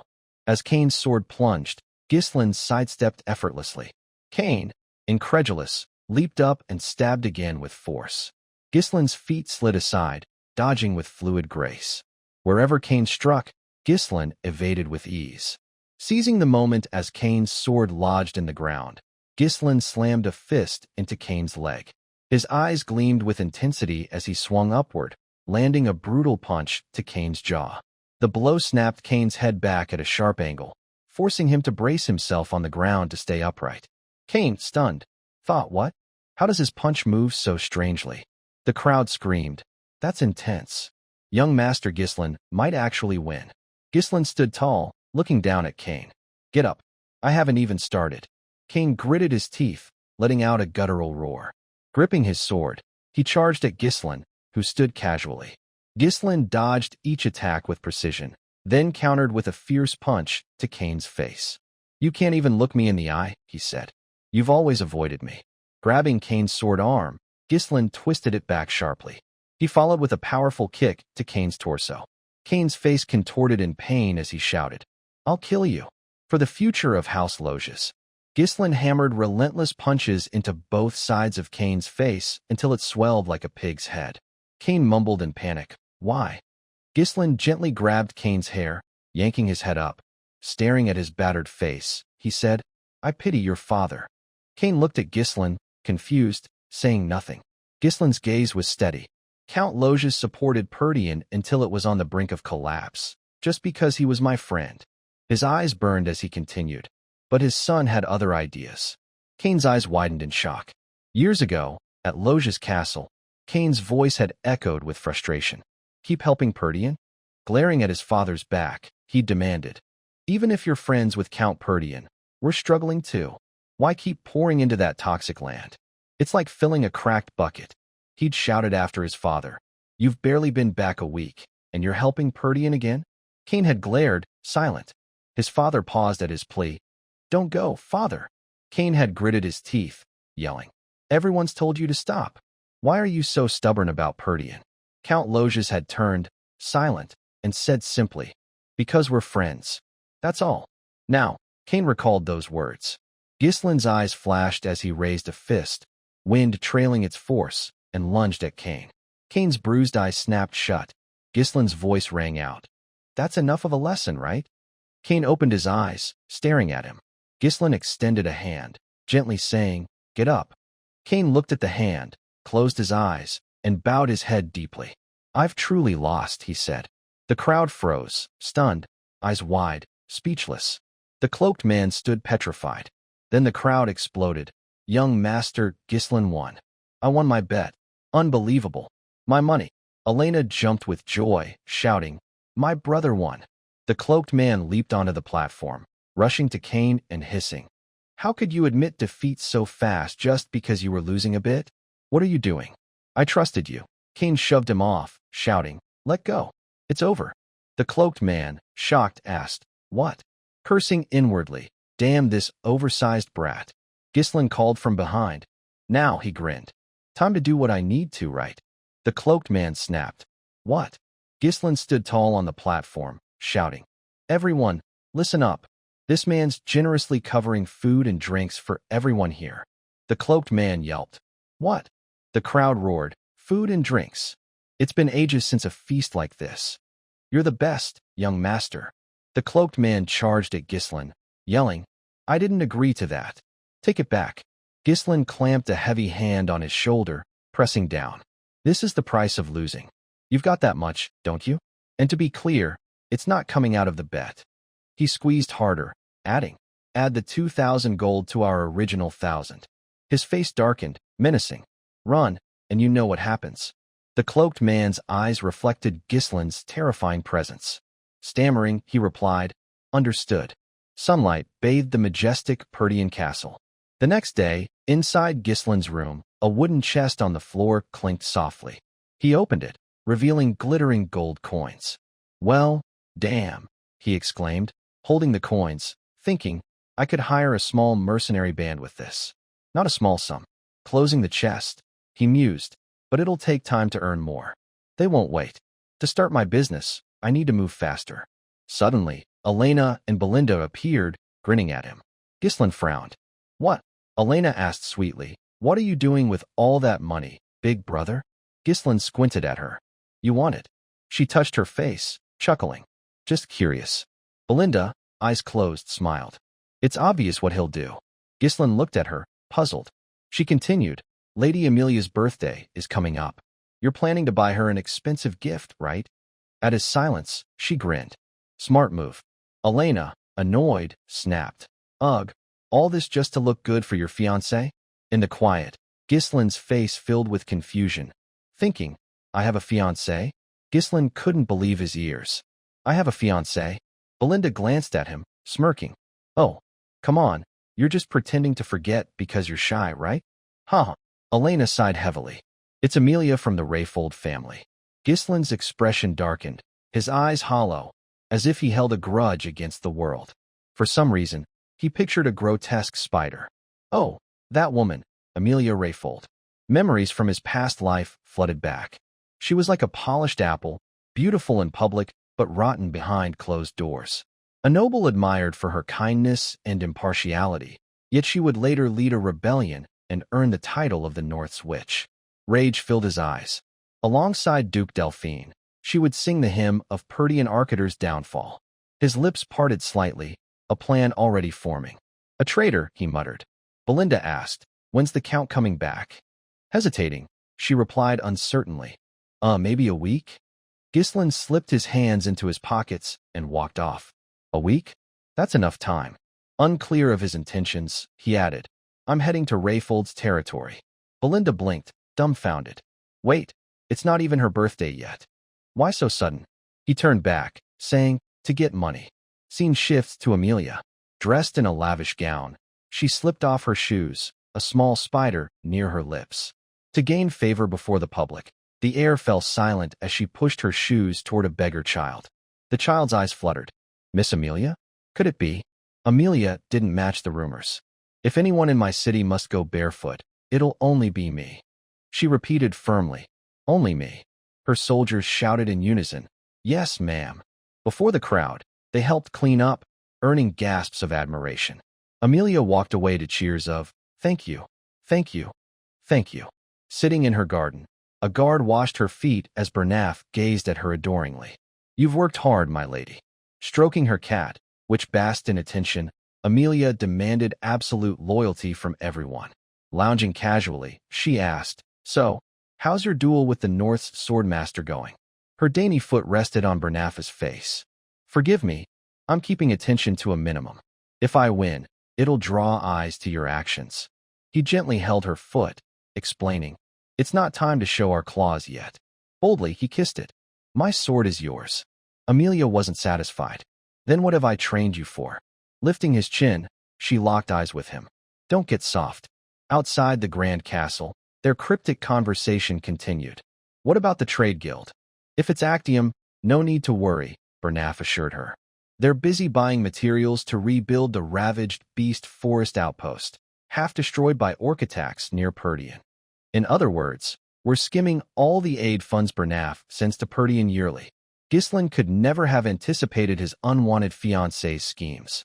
Bernaf added, we've recruited all the soldiers and knights who left Perdian, seasoned fighters trained by MJ, top-notch quality. Amelia didn't want trouble now. Good. Keep up the normal trade guild facade. A butler entered, interrupting. Pardon me. Bernaf snapped into guard mode. The lady is resting. How dare you disturb her? The butler bowed low. News from the gate. Lord Ghislaine Perdian has arrived. Amelia hadn't expected this. Why's that nuisance here? The butler, sweating, hesitated before adding. Suspiciously, he wishes to discuss the trade guild. Their guilty expressions betrayed them. The scene shifted to the reception room. Amelia, clutching her cat, sat across from Ghislaine, who lounged with one leg crossed, greeting her warmly. Hello, Amelia. Her and Bernaf's reception was far from welcoming. She cut him off coldly. It's rude to show up unannounced. Have you tossed all manners aside? Ghislaine, unfazed, replied with an absurd excuse. Your birthday's coming up, right? I thought I'd give you a gift early. He placed a cheap flower on the table. Found this at a guild on the front lines. Smells nice. I'll buy more there. What was that guild called? He snapped his fingers. Oh, right, Actium. Amelia froze, speechless at his pointed remark. With no way out, she stood to leave, clutching her cat. I don't know what you're talking about. I'll take the gift, so you can go. But Ghislain wasn't done. Sharply, he commanded, Amelia Rayfold, sit down. She froze mid-step, anxiety creeping in. What's this pressure? She didn't dare turn fully. Is this the same stuttering, nervous guy from before? Ghislain got straight to the point. I'll keep it short. I need money, 10,000 gold. Amelia was floored. A gift, and now a loan from his fiancée right after meeting? Is this Count Perdian's idea? He shook his head. Nothing to do with him. Just give it to me. Casually, he tipped a coffee cup onto the table. You're not planning to marry me anyway. She felt like she'd fallen from the sky, glancing at him silently.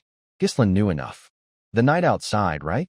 Once you seize power, you'll be set. But if word gets out you're secretly building forces for Rayfold's succession war, her cat went berserk, lunging at him. It stopped on the table at her call. Prince Ghislain. Amelia, calm yet defiant, said. Even joking, you shouldn't say such things. Ghislain wasn't intimidated. Don't worry, I'll keep it quiet, as long as I don't leave empty-handed. His brazen fiancée snapped back. Never. With a call, the door creaked open. Bernaf, as dangerous as ever, gentle only with her, stepped in. Been a while, Prince Ghislain. Ghislain knew him well. Bernaf, Amelia's loyal ally from his past life, a swordsman rivaling the North's best. But now he wasn't fazed. If I die here, a territorial war will erupt. Can you handle that? Amelia stayed composed, revealing her true nature. A troublemaker breaks in and gets killed by a guard. That's what the world will hear. Acting superior, she disregarded lives. Kill him. Blinded by loyalty, Bernaf drew his sword. Yes, ma'am. Ghislain, after a thoughtful pause, said, If you're going that far, I'll have to ask my sword if it agrees. With confidence, he added, Guess I need to get serious. At that moment, Ghislain Perdian sat on a chair, sword in hand, ready for battle. Bernaf stood before Amelia, his blade drawn, eyes blazing with fury. He flashed a smug grin at Ghislain, who returned a sharp, unflinching stare. Ghislain leaned on his sword, silent, as if waiting for something to unfold. He didn't wait long. A masked assailant lunged from behind, sword aimed at him. Ghislain's expression hardened as the blade pierced the chair's backrest. The strike went through, but Ghislain had already flipped backward onto the ground, dodging midair. Seizing the moment, he slammed a kick into the assailant's chest, making him reel in pain, eyes rolling back. With another powerful kick, Ghislain sent the attacker crashing into the wall ahead, the impact splintering it. Bernaf and Amelia gaped, stunned by his strength. Turning to them, Ghislain mocked, An assassin? Pretending to be polite only to sneak attack. He drew his sword, charging at Bernaf with disdain. That's a pathetic way to treat a guest. Bernaf swiftly raised his sword to block, a shockwave erupting from the clash. Ghislain asked coldly, Does Rayfold have no shred of chivalry? Bernaf, feigning calm, replied, My apologies, but you, Grand Duke Ghislain, were the rude one, barging in unannounced and upsetting the lady. For someone like you, courtesy was never required. With that, he pressed forward, thrusting his sword. Ghislain dodged, flipping to the side. Bernaf slashed again as Ghislain leaped, but Ghislain landed nimbly, sliding low and kicking backward, catching Bernaf off guard. Bernaf slid back to evade, thinking, Grand Duke Ghislain, they said you were a useless show-off, but you're no amateur. He assessed Ghislain's power as he fought. Amelia, arms crossed, sneered arrogantly. What are you doing, Bernaf? Don't tell me you're letting that thug. Bernaf turned, alarmed. My lady. Her face twisted with malice as she ordered. Take his head, now, if you're truly my sword. Bernaf, helpless, fell silent before responding. I won't disappoint you. Gripping his sword tightly, he pointed it forward, eyes glinting dangerously. Come on, then. Ghislain smirked. A guard giving me orders? Bernaf remained defiant. I've been holding back, but if you won't yield, I'll indulge you. He charged, sword raised. Ghislain met him head-on. Bernaf's face turned vicious, thrusting as if he could kill Ghislain instantly. Ghislain's eyes narrowed, focusing, then dodged the lethal strike with a tilt. This bastard's fast, he thought, his expression tense. Bernaf's smugness grew, sensing Gislin's brief falter. He unleashed a barrage of powerful strikes, but Gislin evaded and countered with precision. Amelia watched, incredulous. How can a thug like Gislin match a master like Bernaf? Her eyes narrowed with a dangerous glint, scheming. Meanwhile, Gislin parried Bernaf's attacks. Bernaf's blade grazed Gislin's hilt, but Gislin deflected it, his sword now aimed at Bernaf's shoulder. With a swift strike, he pinned Bernaf's arm to his side. Bernaf, like a rabid locust, stabbed again. Gislin, scoffing, that move again, hooked his leg around Bernaf's head, sword still lodged in his arm. Suddenly, Gislin's face flickered with alarm. With brute strength, Bernaf flung Gislin to the ground. Smirking, Bernaf hissed, "That trick won't work twice." He slammed Gislin down hard, the impact shaking the floor, causing Gislin's hand to slip from his sword. Gritting his teeth in pain, Gislin watched as Bernaf lunged again, aiming to kill. But Gislin raised his foot, blocking the sword, then slid aside. With a burst of effort, he leaped into the air, landing safely. His sword remained lodged in Bernaf's arm. Gislin thought, as expected, he's using mana to reinforce himself and counter my moves. Bernaf yanked Gislin's sword free, advancing. Grand Duke Gislin, you're far from the rumors.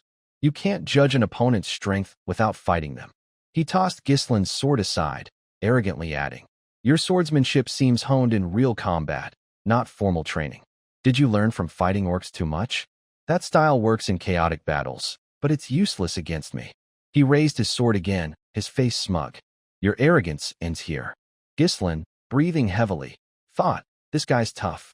Analyzing, he noted, his narrow blade thrusts target my head, making it hard to judge distance and timing. At close range, his physical strength makes it tough to overpower him with technique. I knew from the start he wouldn't be easy. After calculating, Gislin raised his hand, releasing a thin thread from his fingers, saying coldly, I don't have much time. He flicked the thread forward. It shot past, startling Bernaf, who gasped, mana threads. He stood frozen, caught off guard. As he reacted, Gislin manipulated the thread, yanking his sword back and striking Bernaf's nape, making him stumble forward in panic. Gislin leaped, slamming his knee into Bernaf's face. Blood sprayed as Bernaf clutched his nose, thinking, what? What did he do? Amelia screamed, Bernaf. As he writhed, gripping his bleeding nose, Gislin seized his sword, swinging it down. He pressed with full force as Bernaf blocked, but this time, Bernaf's confidence wavered. He shouted in panic, struggling to hold back as Gislin pushed him. Bernaf dodged, pulling his sword free. Gislin slid back, gripping the ground to stay steady. Bernaf urgently warned Amelia, my lady, leave now. I can't guarantee your safety anymore. From here, I'm going all out. He narrowed his eyes, pointing his sword forward, still brimming with confidence. Gislin fell silent, then said, fine, let's do it. His gaze was cold and calculating. It's been a while since I faced an opponent as interesting as you. The scene shifts to Amelia, clutching her cat tightly, hiking up her skirt with all her might as she bolts outside. As she runs, resentment burns inside her, and she thinks to herself, Gislin, how dare you humiliate me like this? Who the hell, some idiot, leaked trade guild info to that lunatic Gislin? How else could he know so much? Those rumors about him slaying orcs, protecting his sister from assassins, and even taking down the Loge's family heir. Based on that lowlife's past, I figured it was just dumb luck or overblown gossip. But who could have seen this coming? Amelia grits her teeth, unable to accept it, her eyes narrowing with raw fury. Damn it, she hisses. As she storms outside, she snaps at her guards. What the hell are you all doing? But what hits her is a chilling sight. A cloaked figure in black standing over the lifeless bodies of her guards, leaving her frozen in place. The figure hears her and starts to turn. It's Belinda. She flashes a faint, mocking smile and says, well, long time no see, my lady. Amelia's stunned, blurting out, Purdian's maid, why are you? Belinda lowers her face, hidden under her hood, and lets out a sharp TCH. In a flash, she's behind Amelia, pinning her with a small, razor-sharp dagger and whispering, quiet now. Panic surges through Amelia, but she quickly recovers, her eyes darting back in fear. Belinda's other hand snakes around, snatching the spider perched near Amelia's lips, and says with disgust, "God, you still keep this nasty spider on your face." Her eyes narrow sharply as she adds, "I remember overhearing the Count and his brother mocking you for those creepy spiders at the engagement ceremony. So you raised these gross things to get back at them. Not sure if that's you overcoming some phobia or proving a point." Belinda presses the dagger closer to Amelia's throat, making her drop the cat in terror. Then, with a sneer, Belinda crushes the ugly spider underfoot and says, "Sorry to break it to you, but this doesn't suit you, my lady." She stomps hard, squashing the spider into pieces, and asks coolly, "Now, can you play nice and cooperate?" The scene cuts back to the room where Ghislain stands locked in a tense face-off with Bernaf. Ghislain eyes his opponent, silent, the air heavy with a terrifying energy. Bernaf stands firm, sword raised, his eyes blazing. Suddenly, he speaks up, "A worthy opponent to toy with, huh?" His voice turns bitter as he snarls. "Only humble mercenaries talk like that, yet you dare call yourself a noble like my lady?" Ghislain replies calmly, "Of course I'm a noble. A simple guard like you wouldn't get it." They fall back into silence, sizing each other up. Out of nowhere, Bernaf shouts, "Young Master Ghislain," and lunges, thrusting his sword at Ghislain. Ghislain swiftly parries. Bernaf's face twists with ferocity as he hisses, "Don't tarnish the honor of nobility." A flurry of identical sword thrusts rains down on Ghislain. His eyes sharpen with intense focus, blocking every lethal strike. Suddenly, a blade aims for his throat. Ghislain gasps, "This guy," and leans right to dodge. Under the relentless assault, he can't help but marvel. Is he that skilled? The two trade dazzling blows. Ghislain, parrying, says, "You've got some fierce attacks." He keeps countering Bernaf's moves.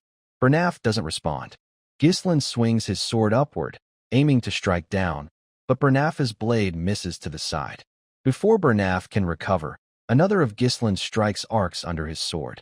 Bernaf deftly twists his wrist, dodging, then clashes again with Ghislain's blade.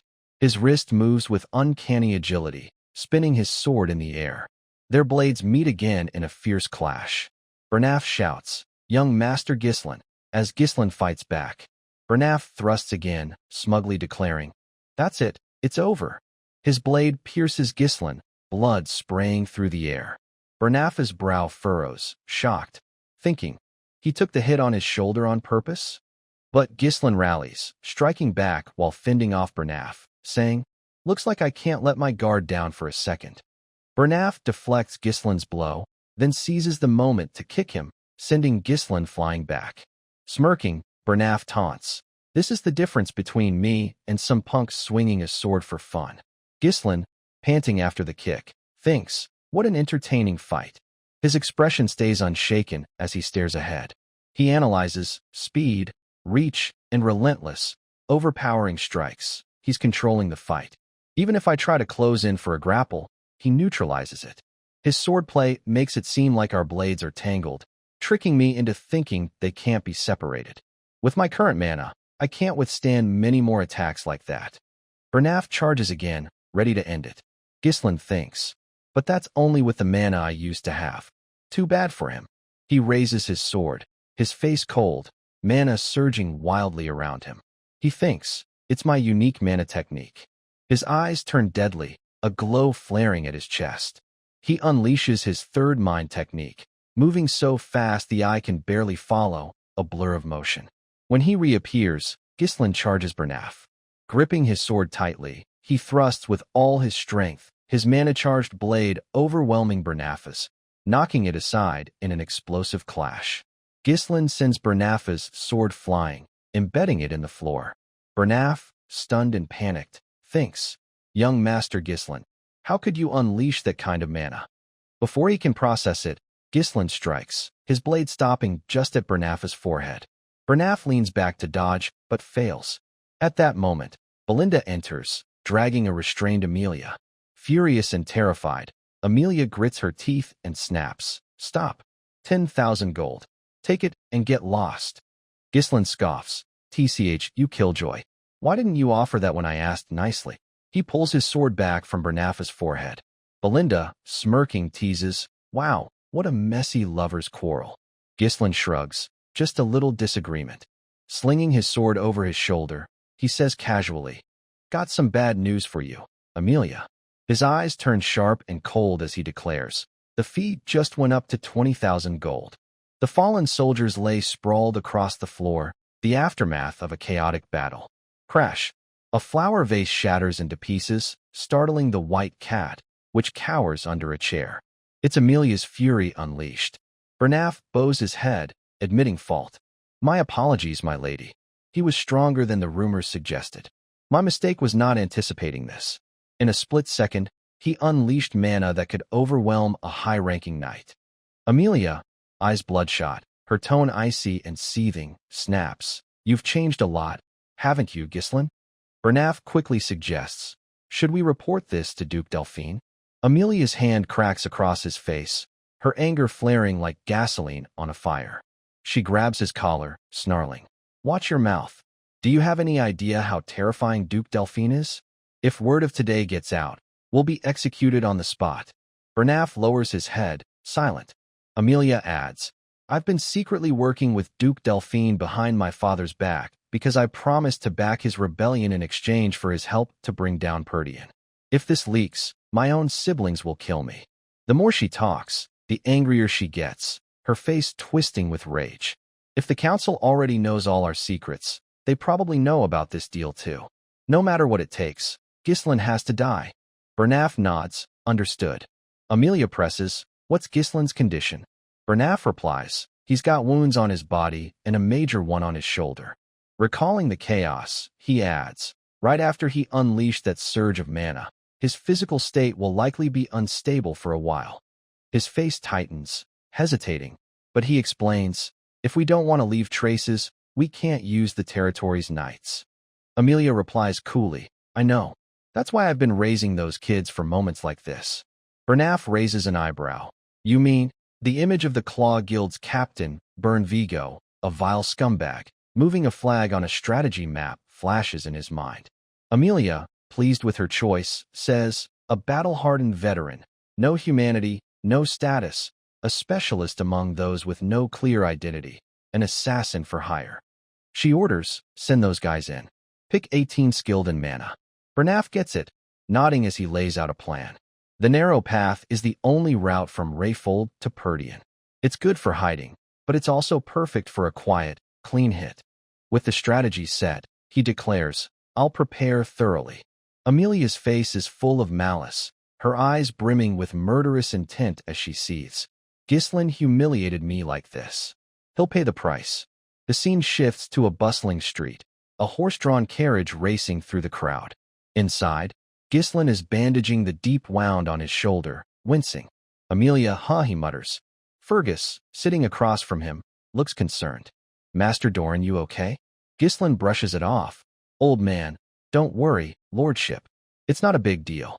He pulls on his shirt, touching the wound, reassuring Fergus, "It's not too deep. Not awful, even if I overdid it." He falls into deep thought. The 20,000 gold from Amelia is enough to rebuild our territory. That's years of effort saved. A hint of regret creeps in. Would have been better to take them all out, but I can't risk a turf war. Can't let my emotions put the territory in danger. Slipping on his coat, he muses, "Perdian's in a tough spot, barely holding off barbarian invasions. This is the perfect chance to push them back." Adjusting his coat, he adds cautiously, "Knowing the Demon Guild's secrets will make them wary. Amelia's got the upper hand, but I'll use her to the fullest." Belinda, watching him brood, can't hold back. "Everything went just like you said, didn't it, Master Doran?" Ghislain nods, "Yup." She reminds him, "They said if we heard fighting inside, we'd restrain the guards. Then Lady Amelia would come out, and we'd take her hostage." Ghislain dodges with a playful look. "Oh, did they? I left that to Fergus, didn't I?" His face suddenly pales, his body reacting. He covers his mouth. Fergus panics. "Master Doran." Ghislain looks at the blood on his hand, calm despite coughing it up. Third time, and the core's still breaking down. Assessing the blood, he says, "Better than last time, but this is trouble if I keep using my power. Gotta find a way to boost my mana fast." Suddenly, Belinda grabs his bloody hand, startling him. Miss Belinda, he says, confused. She pulls out a spell, saying, your mana flow's completely disrupted. She channels magic around his bloody hand. His eyes widen in surprise. He feels something rise in his throat, expecting to cough up more blood, but instead, a white mist escapes. The blood on his hand starts to fade. Stunned, Ghislain thinks, you'd need deep mana knowledge to pull off this kind of healing. Looking at Belinda, he muses, Mom brought her in, so I knew she wasn't ordinary. His view of her shifts. Special physique, huh? Why is someone this skilled stuck in a backwater like this? He grins inwardly. The more strong allies in the territory, the better. The guys we've faced so far are just the start. The carriage keeps speeding along. Belinda speaks up, Master Doran. Sincerely, she says, I trust you, so whatever you do, I'll back you unconditionally. But tell me, why'd you take such a huge sum from Lady Amelia? Ghislain pauses, then says, I need the money for something, and around here, nobody's as loaded as Amelia. Both listeners are floored. Belinda blurts, huh? Ghislain explains, don't worry, Amelia won't snitch to her dad. Belinda counters, no, I mean we risked all this just to borrow money, and that's it? If this reaches Earl Rayfold, it's gonna be a mess. Ghislain smirks, you trust me, right? Belinda forces a smile. Sure, but at least tell the person who saved you what you're using the money for, yeah? He stays silent, as if he won't say more. Then he speaks, the beast forest. Belinda's stunned. Ghislain shares his plan. I'm gonna clear the beast forest. Fergus, unable to hide his worry, objects. No way, Master Doran. There've been major attempts to clear it since your great-grandfather's time, but Ghislain cuts him off. Fergus, the thing I asked you to look into before we entered the city. How's that going? Fergus pales, sweating, Master Doran. Hesitating, he says, the person you wanted to find, they're exactly where you said, but are you sure it's them? Their condition, Ghislain says firmly. As long as they're alive, that's enough. I'm going there now. Belinda protests. No, you need to head back to the territory. In your condition, wandering around is crazy. Ghislain pushes back. Belinda, you think after what we did to Amelia, they'll just let us walk away? She lets out an, oh right. Ghislain, knowing Amelia's nature, says, she'll definitely try to kill me to cover this up. Belinda flexes her arms, boasting, Master, I'm a damn good fighter. Sir Fergus is a knight too. If it comes to it, I'll handle it quick. Ghislain, reassuring her, says, you guys make me feel safe, but that's not your role. Different fields. With conviction, he declares, I need a trailblazer. I'm going to meet them. The carriage stops, and they step out in front of a house. Ghislain knocks, tap tap. Belinda eyes the place, muttering, this family, isn't it totally falling apart? Fergus scratches his head, confirming, this is the right address. A door creaks open, revealing a tall man with long, scruffy hair and a beard, like he hasn't shaved in ages, covering his face. He grunts, who are you? The group stares, shocked, rooted to the spot, silent. Belinda whispers to Ghislain, Master, this is the guy you told me to find? A trailblazer? He looks like he's half dead. Ghislain insists, no, we found the right guy. The man, seeing no response, reaches to close the door, grumbling, some bored young noble. Huh? Don't waste my time. Get lost. Ghislain stops him, hold on. Introducing himself, he says, I'm Ghislain, leader of the Ratat Mercenary Guild. The man freezes, his eyes lighting up. Slowly turning back, he looks at Ghislain, extending a hand calmly. I've been looking forward to meeting you. Ricardo can't hold it together anymore. Could it be? Fergus catches on, his voice hesitant. The Ratat mercenaries. The Ratat crew, where only those who've mastered nearly every weapon can join. They may be disbanded now, but their courage echoed across nations. Every knight's heard of them, and their leader, Gillian, an old man with silver hair and razor-sharp eyes. Ghislain extends his hand toward him. I came for you. A throwing axe suddenly whistles through the air, slicing past and tearing a piece of Ghislain's collar. His 3 followers freeze, stunned by the speed of it all. Gillian raises a hand toward him. So you know who I am? The trio tenses, weapons drawn and pointed at the old man, brows furrowed. Gillian's voice rumbles low. What's this about? Belinda steps protectively in front of Ghislaine. Stay back, young master. Something's off with this guy. But Ghislaine isn't fazed, his voice ice cold. Eternal punishment. Gillian flinches. Ghislaine continues, slow and piercing, as if seeing through everything, leaving everyone else dumbfounded. I know how to cure your daughter's incurable disease. With a smug edge, he adds, ready to talk now? Gillian's daughter, Rachel, has endured unimaginable suffering. High fevers, coughing up blood, red blotches blooming like petals across her body. The disease, eternal punishment, torments its victims with relentless agony, as if they're sinners under divine wrath. Rachel's pain screams have haunted Gillian for too long. They approach her blood-stained sickbed, her faint groans, ugh, ugh, hanging in the air. Gillian roars in anguish, witnessing the torment his daughter endures. Observing her condition, Ghislaine thinks, it's not too late. In his mind, he recalls, in my past life, I tried to recruit Gillian too. But back then, he was gone. Took his own life after his daughter's death, abandoning everything. He scans the dilapidated house. Looking at this place, he must have spent every penny trying to cure her. All that's left is his weapons, huh? Rachel screams again, writhing in agony. Father? Father, it hurts so much. I just want to die. Please. Gillian's speechless, choked by grief. Ghislaine shrugs off his coat decisively. No time to waste. We start treatment now. But Belinda grabs his shoulder, stopping him. Let's go, young master.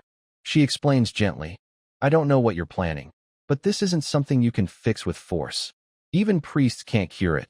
They call it divine punishment. What are you going to do? Without hesitation, Ghislaine pulls his arm free.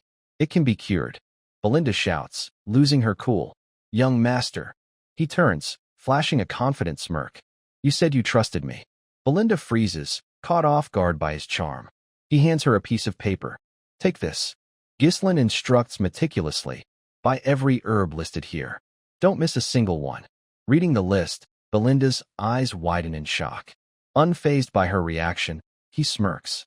For mercenaries wandering the world, knowledge is life or death. Eternal punishment is incurable now, but in the future, there's a cure. Task assigned. Ghislaine turns to a table, unpacking supplies he prepared earlier. Vials, herbs, tools for crafting Rachel's medicine. He thinks, this caused a stir back then because the recipe's surprisingly simple. Crazy that I still remember it. The problem is, it needs insanely expensive ingredients. Reaching into his bag, he pulls out the final piece. A rare ingredient, blessing of the fairy. With deft hands, he grinds the blessing and other herbs, pours them into a vial, adds strong liquor, and shakes it until the mixture blends. After a moment, he adds the remaining ingredients, stirring carefully. Everyone watches his every move, captivated. Finally done, he holds up the vial and hands it to Gillian. Have her drink this.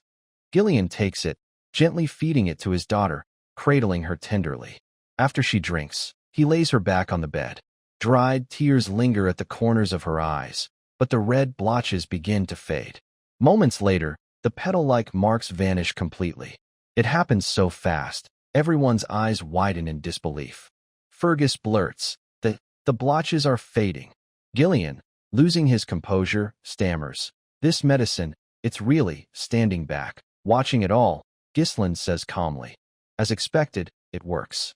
Gillian, unable to believe his eyes, stares at him, stunned. How is this possible? Even divine power couldn't cure it. Ghislaine explains coolly.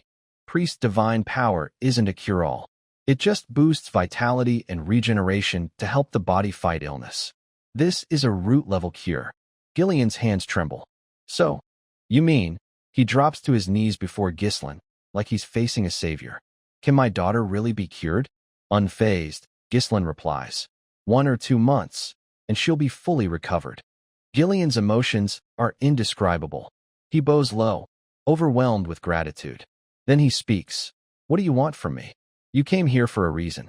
Pausing, his voice grinds with intensity, eyes wide, almost shouting as he pours out his heart. All I've got left is this broken body. If you want me to be a dog, I'll be a dog. If you want a slave, I'll be that too. But Ghislaine gently reaches out to lift him up. I don't need a slave. I need Gillian, leader of the Ratat mercenaries. Gillian's eyes widen, unable to believe what he's hearing. He looks into Gislin's eyes. That look, the look of someone chasing a dream. Gripping his thick mane of hair, Gillian grabs the axe from earlier and hacks it off. The hair hits the floor with a heavy thud. Everyone's rattled, unsure of the gesture's meaning. They're stunned by the transformed Gillian. No way, he's completely different now. From a disheveled old man, Gillian now looks sharp and powerful, every bit the legendary mercenary leader. Reborn, Gillian stands, striding toward his weapons. Turning back, he asks seriously, "Besides you all, is anyone else with you or coming here?" Gislin replies, "No, just us." Holding a sharp iron spear, Gillian asks, "Got any enemies who hate your guts?" Gislin, with a proud grin, says, "Plenty. And there'll be more." Gillian's muscular arm grips the spear. Then, without finishing, he hurls it with blinding speed and force at the wall. The spear punches through, causing a massive explosion as it blasts a hole in the wall, tearing through trees outside and striking something. Gillian yanks the spear back, dragging a pierced body with it. He grabs the assassin by the throat, who groans in pain. "Irk." Coldly, Gillian demands, "Who sent you?" The assassin, writhing, gasps, How did you know?" Gillian glances at Gislin. "What's the plan?" Gislin replies calmly, "After all this, I think I know who's behind it." He casually draws his weapon. "I'd rather not spill blood today." But Gillian stops him, saying, "I'll handle it." He tightens his grip on the assassin's throat, who lets out a final, "Ugh." The sound echoes. Gillian bows respectfully to Gislin after finishing the job. Belinda, watching, is speechless, shaken by what just happened. Not a hint of hesitation. Why'd the young master recruit someone this dangerous? Gillian kneels again. "Grand Duke Gislin." With reverence, he says, "From now on, my life belongs to you." Just as he planned, Gislin thinks, "With this, I've secured a key piece for the territory's reconstruction." He flashes a victor's smile. "Looking forward to working with you, Gillian." Night has fallen, and a grim atmosphere blankets the dilapidated wooden house. Voices echo. A group of assassins lies dead. Inside the rundown shack, a handful of people are checking the surroundings. Rain begins to fall, and the four inside exchange heated words. "What? Those idiots." Suddenly, a man with a scar across his mouth barks, "Quiet." It's the Claw Guild, led by Vigo. He sits in the center of the cramped room, whispering, "Keep it down."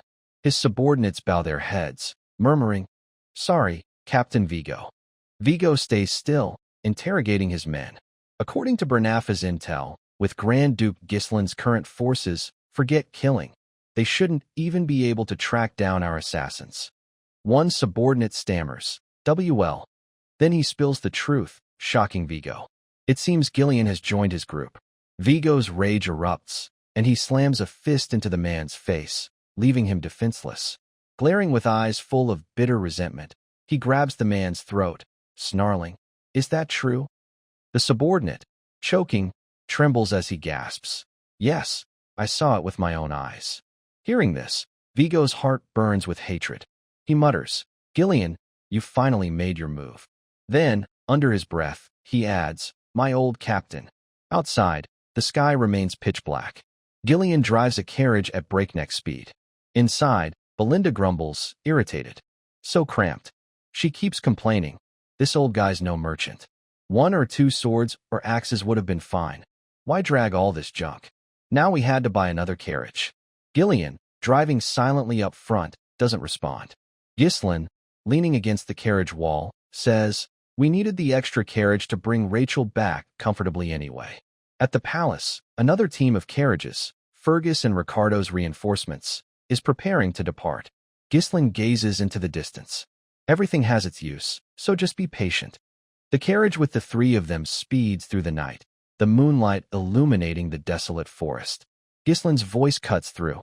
The priority now is getting out of this gorge. Belinda stares at the young man across from her. "Young master, that guy we caught earlier, the one tailing us. He was sent by Lady Amelia Rayfold, right?" Gislin glances away, answering vaguely, "Pretty much." She narrows her eyes, thinking, this could get messy. Recalling the image of the subordinate choked to trembling, she adds, "The mask he wore had the Claw Guild symbol, a powerful group in Rayfold." Ghislaine listens intently, then asks, "The Claw Guild, huh?" Belinda explains, "They're a filthy bunch, smuggling, assassinations, drug trafficking, human trafficking, you name it. They've got a lot of skilled ex-mercenaries." Her face twists with disgust. A shadow guild with serious muscle. The carriage races through the forest. The two keep talking. Ghislaine raises an eyebrow. "Belinda, you've been cooped up in the castle. How do you know all this?" She dodges the question. "Well, before the castle, I kinda..." She pivots sharply back to the topic. "Anyway, they're like starving leeches, so watch out." Ghislaine stays quiet, a slight twitch at the corner of his mouth. Then he reassures her, "Little lady, it'll be fine." He looks up, smiling gently. "We've got Gillian." The carriage barrels through the silent night under the empty forest. Suddenly, noises erupt from both sides. A strange force envelopes the carriage. Gillian senses something off, his eyes scanning the surroundings. An assassin bursts from the ground, sword aimed at Gillian for a sneak attack. Gillian drops the reins, reaches behind his back, and draws his weapon, muttering, "An attack from below, huh?"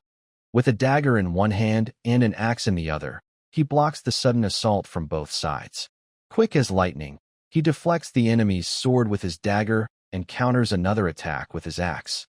In a flash, Gillian swings both arms, his deadly strikes severing the arms of the two ambushers. He swings his axe again, slashing a deep cut into one of the assassins. They collapse onto the rocky path. The carriage keeps charging forward, but a group of masked figures chases from behind.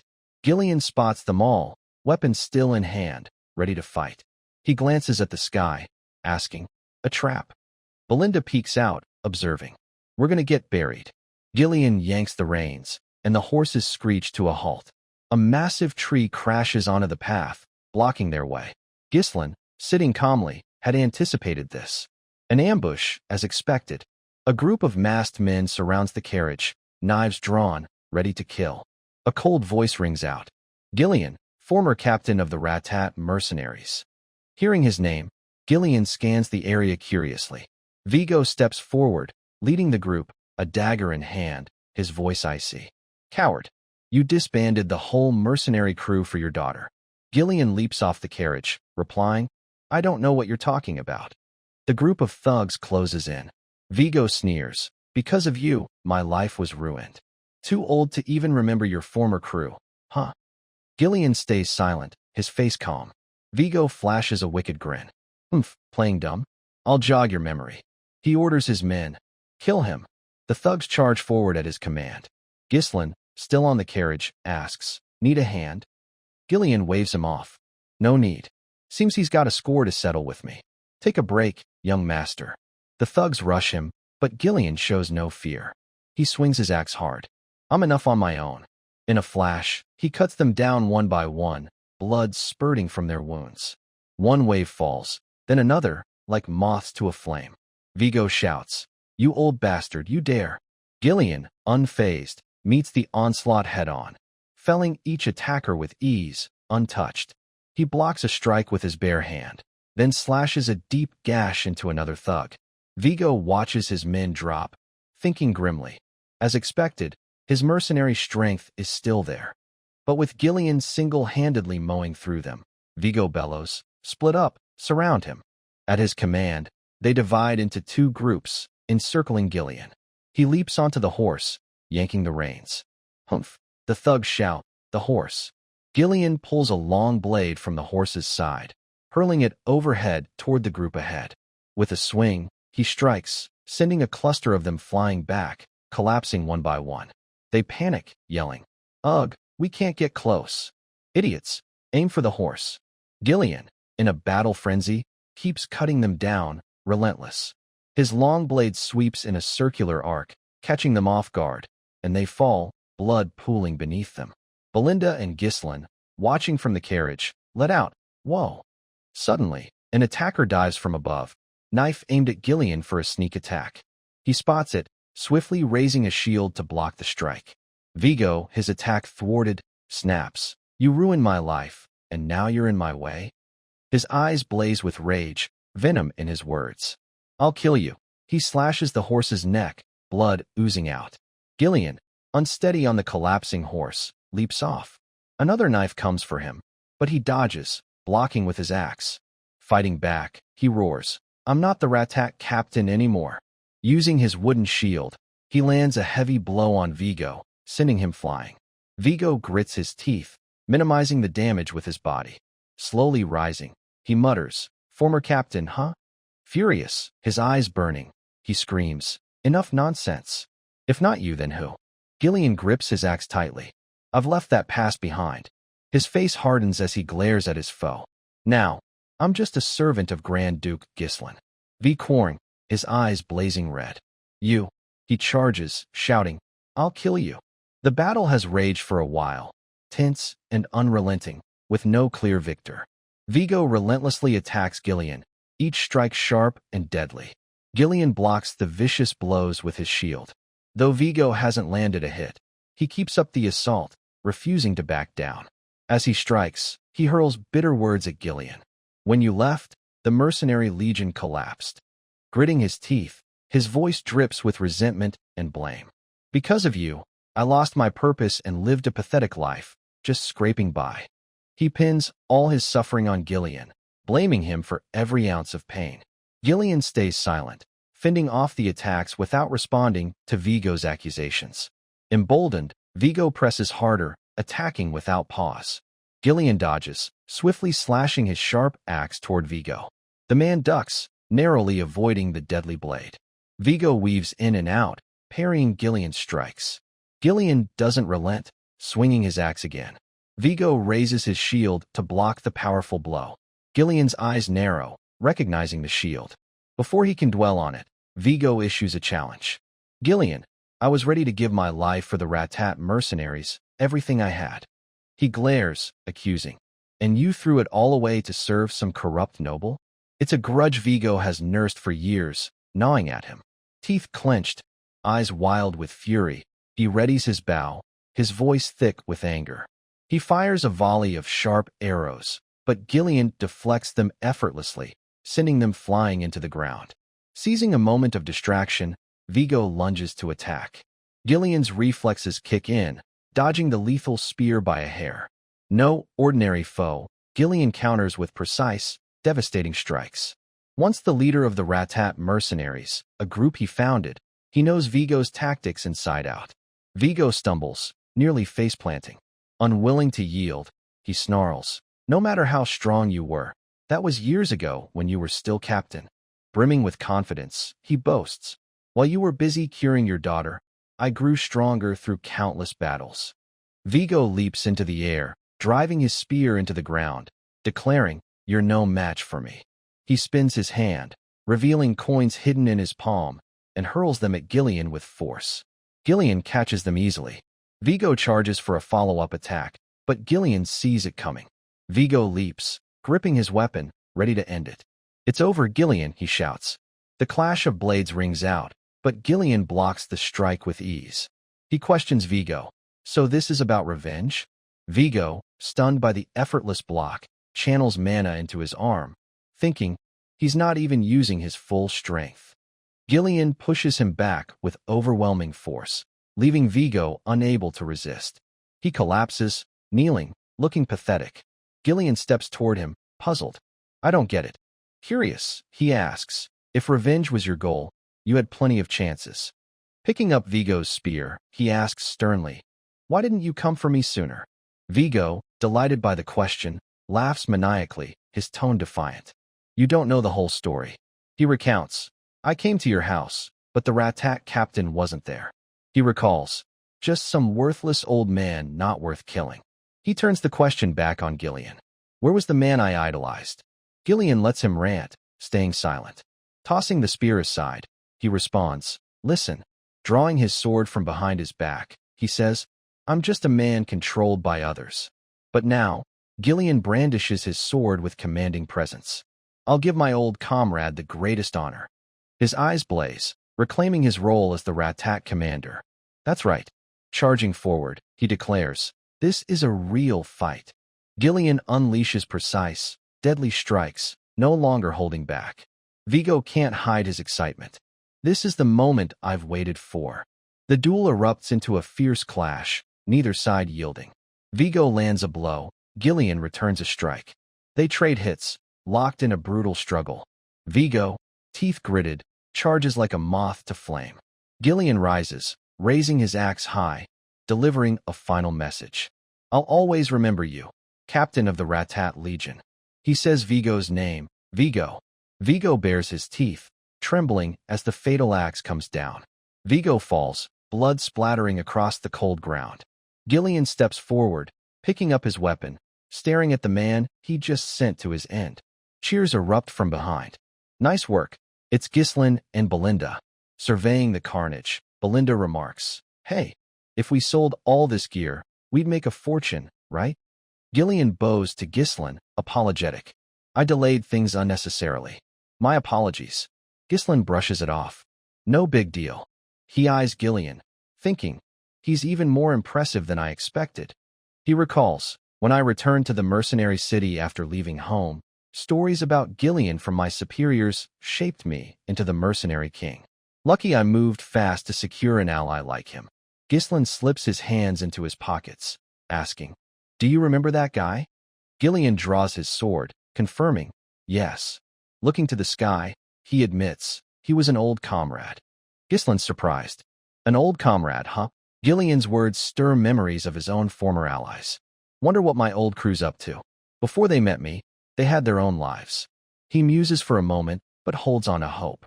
One day, we'll all reunite, right? Shaking it off, he turns to Belinda. All right, let's collect the valuable stuff like you said. Belinda nods enthusiastically. Good call. Now, Gillian, lead the way and let's grab the loot quick, yeah. Gillian sighs, exasperated. I'm not your subordinate. 2 days later, at the territory, the group rides in a carriage toward their destination. Inside, Belinda, exhausted, sighs heavily. Phew, almost there. Gillian, curious, asks Ghislain, That's Perdian? Ghislain nods. Yup. He feels a stroke of luck. Good to have a place to come back to. I can always return. Gillian falls silent.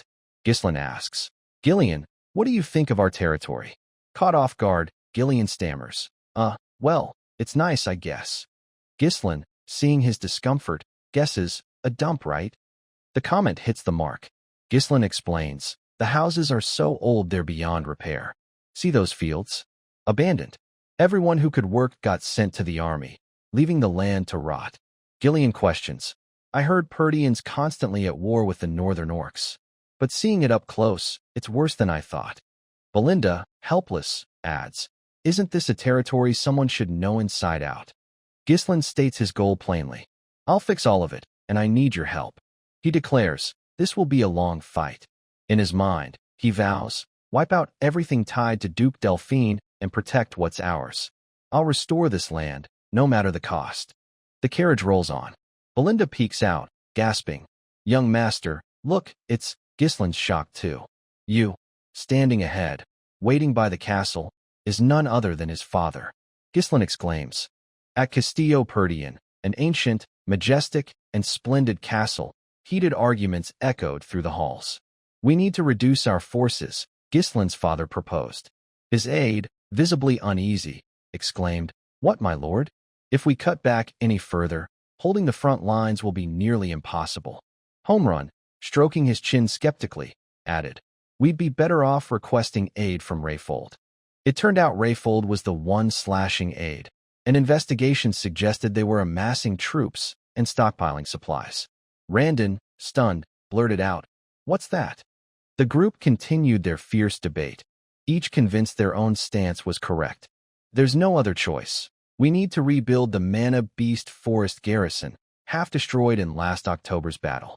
Even scaling back the Night Corps is necessary to ease some of the pressure, someone argued. Home Run countered, But don't you think reducing our forces carries significant risks? Ghislain remained silent throughout the discussion, observing quietly. In his mind, he mused, Same old crowd, huh? Present were 3 key figures. Vanden, the commander of the Perdian Night Corps, Albert, the noble leader of Perdian, and the stout Count, Home Run, the castle's overseer.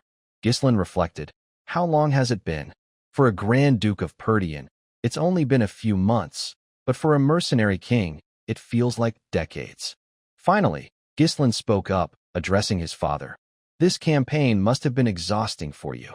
Walter, curious, responded, "What's on your mind?" Ghislain recalled how, as a child, he resented his father's rigid and strict demeanor. Only now did he understand the weight of responsibility his father carried, the immense exhaustion and strain on his shoulders. As a lord, Walter asked, "My dear son, I hear you left the castle for about a week. Where did you go?" Sipping a cup of hot tea, Ghislain replied honestly, "I just returned from Rayfold's territory."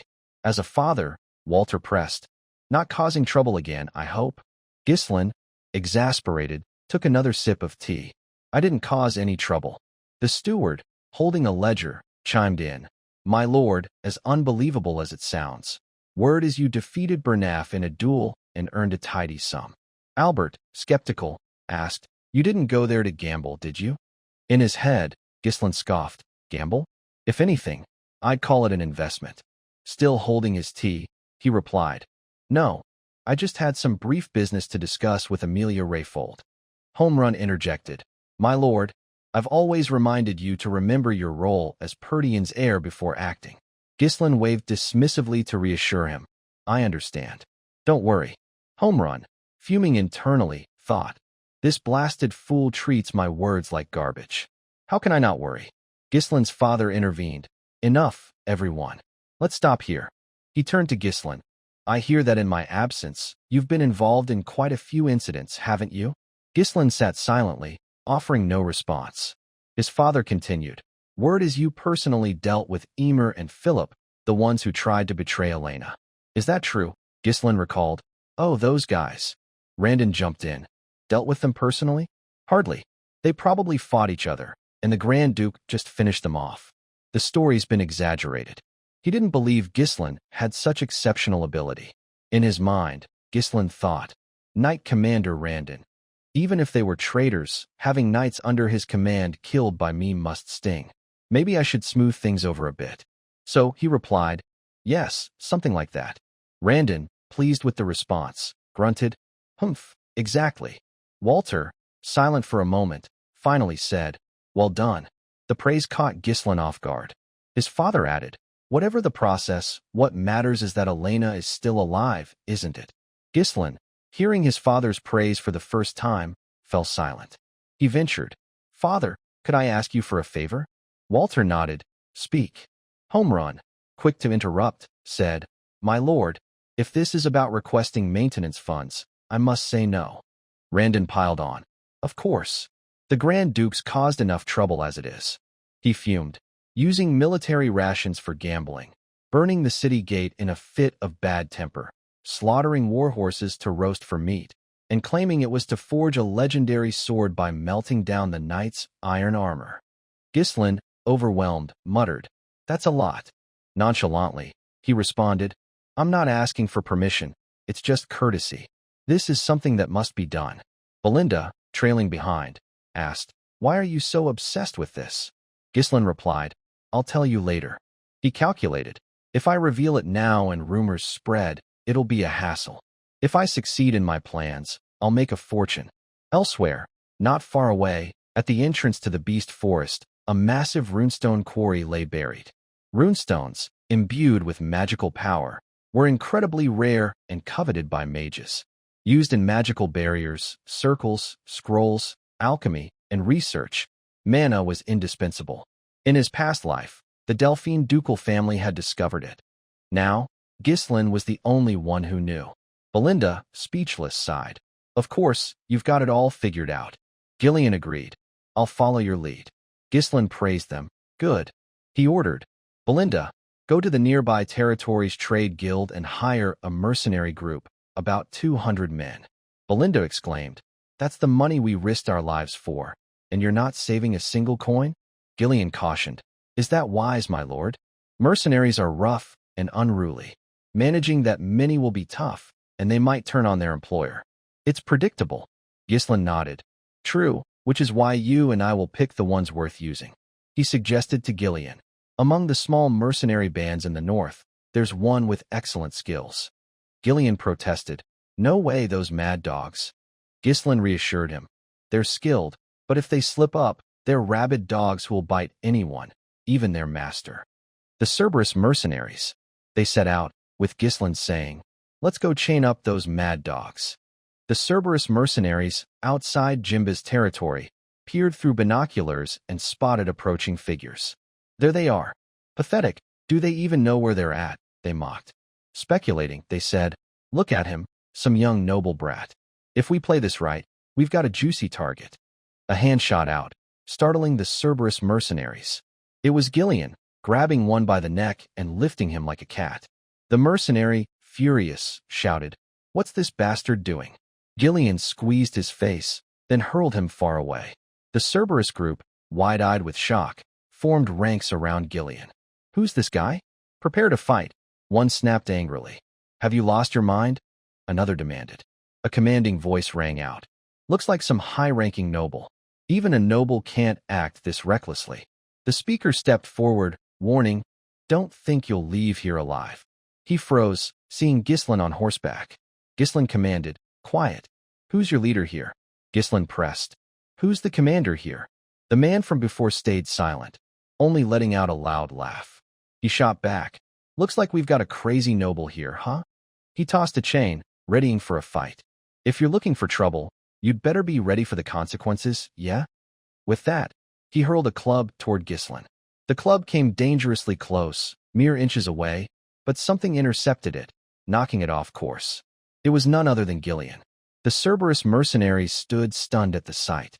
The attacker, caught off guard, had his chain pierced by Gillian's sword, and the club crashed to the ground, sinking into the soft earth. Just as Gislin had predicted, he thought, "As expected, they won't listen to me." He ordered, "Gillian, go ahead and let loose, just don't kill them." Gillian, itching for action, was ready. "Understood," he replied. He effortlessly dodged the attacker's strike, seizing the chain and turning it against him. The man, furious but helpless, cursed, "You damn dog." Gillian flung him into the air, looping the chain around his neck and yanking hard, the club slamming into the man's stomach, leaving him writhing in pain. With the leader down, the lesser mercenaries didn't back off, charging aggressively. "You think we'll just stand here and take it because you're a noble?" They launched their chains, but Gillian deflected them with his sword. He elbowed one, causing the group behind to stumble like dominoes, all sent flying far away. Gillian's icy gaze pierced through the Cerberus mercenaries, who shrank back, avoiding his terrifying stare. Gislin dismounted, clearly annoyed. "Taking too long. How much longer do I have to wait?" He commanded, "Clear those grunts out of the way and bring their leader here." The leader stepped forward, voice weary. "I was sleeping soundly until you stirred up this mess." His men suddenly snapped to attention, forming two neat rows. He introduced himself. "I'm Chow, commander of the Cerberus mercenaries." He demanded, "What do you want with me?" Gislin replied calmly, "What else do people want with mercenaries? I'm here to make a request." Chow, irritated, snapped, "A request? What kind of person makes a request by roughing up my men like that?" He smirked. "For a noble, you sure lack manners." Gislin responded naturally. "Consider it my way of saying hello. I figured the best approach was to make you submit." Chow, taken aback, said, "Submit? You mean if we greet twice, it's war? Is that it?" But he brushed it off. "Whatever. State your request. What's this grand plan of yours?" They sat at a table to negotiate. Gislin spoke first, "The beast forest." Chow's eyes widened. Gislin clarified, "I want to hire you to conquer the beast forest." The Cerberus mercenaries erupted in chatter. "The beast forest? That place crawling with monsters?" They hesitated. "You don't mean the one bordering Perdian's territory, do you?" Chow, equally shocked, exclaimed with interest, "Who are you to dare mess with that dangerous place?" Gislin replied calmly, "I'm Gislin Perdian, Duke of Perdian." The Cerberus mercenaries froze in disbelief, Chow included. They tried to intervene. "Hey, kid, don't get cocky. That beast forest is no joke. Everyone who goes in there dies." Chow chimed in. "Kid, you seem like a pampered noble with no clue how the world works." He made up his mind. Enough talk. Pointing to the exit, he said, "Negotiations are over." Gislin sat silently, unmoved. Chow, curious, taunted, "What? Scared now?" Gislin looked up and countered, I heard your mercenary crew was skilled. Was that just exaggerated gossip? Chow slammed his feet on the table, hands in his pockets. Don't get cocky, kid. Like you said, we're mercenaries. If the price isn't right, we don't take the job. Simple as that. Ghislain provoked him. Weaklings always make excuses. Chow's lips tightened. Leaning back, he said, You're ruining my mood. I was gonna have some fun with you, but you're pulling this amateur provocation crap. A spoiled brat like you, who doesn't know how the world works, isn't even worth my time. He gestured dismissively. Take this as compensation for the damage and get lost. Ghislain closed his eyes, shaking his head. No, that's not it. He challenged. Chow, commander of the Cerberus mercenaries, I challenge you to a duel under Moriana's oath. Everyone gasped, from the Cerberus side to Gillian. Chow asked, Do you even know what that means? Ghislain replied, Of course. It's a traditional mercenary duel, Moriana's oath. Once accepted, the two fight with short blades, no mana, hands bound together. Leaving the small circle and closing the fight means defeat. It's a brutal survival match in a confined space with limited movement. Sometimes, both the winner and loser die. The loser must accept defeat and obey the winner's commands absolutely. Basically, become their dog. Ghislain asked, So Chow, what do you say? Gillian, shocked, muttered, A noble duke resorting to a filthy mercenary custom? In mercenary circles, refusing a challenge meant admitting defeat, so Chow had no choice but to accept. He smirked, then burst out laughing. Brothers, our noble guest wants recognition the mercenary way. Shall we oblige? They stepped into the fight, hands bound tightly within the small circle. The Cerberus mercenaries cheered. Teach that arrogant noble a lesson. Finish him, boss. Gillian watched silently. Before the duel, Chow said, Looks like you've got some tricks up your sleeve and think you can face me without fear. But there's no backing out now. He pulled Ghislain close, whispering, I've fought 5 duels like this and never lost. He let go. Ghislain pulled Chow toward him, speaking softly, 5 times. With a faint smile, he added, I've done this hundreds of times, you know. Without hesitation, both men unleashed ferocious attacks, catching each other off guard. One hand gripped the other's, while the free hand thrust a blade toward the opponent's throat. They dodged simultaneously, narrowly escaping each other's deadly strikes. Their sharp gazes locked once more. Ghislain Perdian and Chow relentlessly swung their blades, closing in and pulling back. One slashed, the other parried, trading blows in a deadlock. Chow dodged a strike, grabbed Ghislain's arm, and yanked him forward, twisting his arm behind his back. But Ghislain countered, swinging his dagger toward Chow's side. Chow thrust his spear at Ghislain, sidestepping to avoid the incoming blade. They broke apart, readying new moves. Chow raised his leg for a kick, but Ghislain, anticipating it, stepped back just as the kick came, narrowly dodging the dangerous blow. However, the move caused him to stumble and fall. Chow sneered, Oh, pretty tough, huh? You claim you've done this hundreds of times, something most people only manage once in a lifetime. Furious, he swung his blade swiftly. If you're going to be pathetic, at least make it believable. Ghislain dodged instantly. Chow's men, forming a circle around them, shouted, That noble's done for. The boss is crushing him with raw power. Finish him. It's the price for daring to insult us. Gillian shot a piercing glare at them, making them recoil in fear. Silently, he assessed the duel. This is a disadvantageous fight. The ring is so small it's hard to even fall, and just standing face to face nearly pushes you out. With rules banning magic and relying solely on physical strength, plus the clear size difference and bound hands limiting movement, the Duke can only barely dodge or block. The two continued their relentless clash. Gillian observed, with his larger build, the leader can easily dominate and control the fight.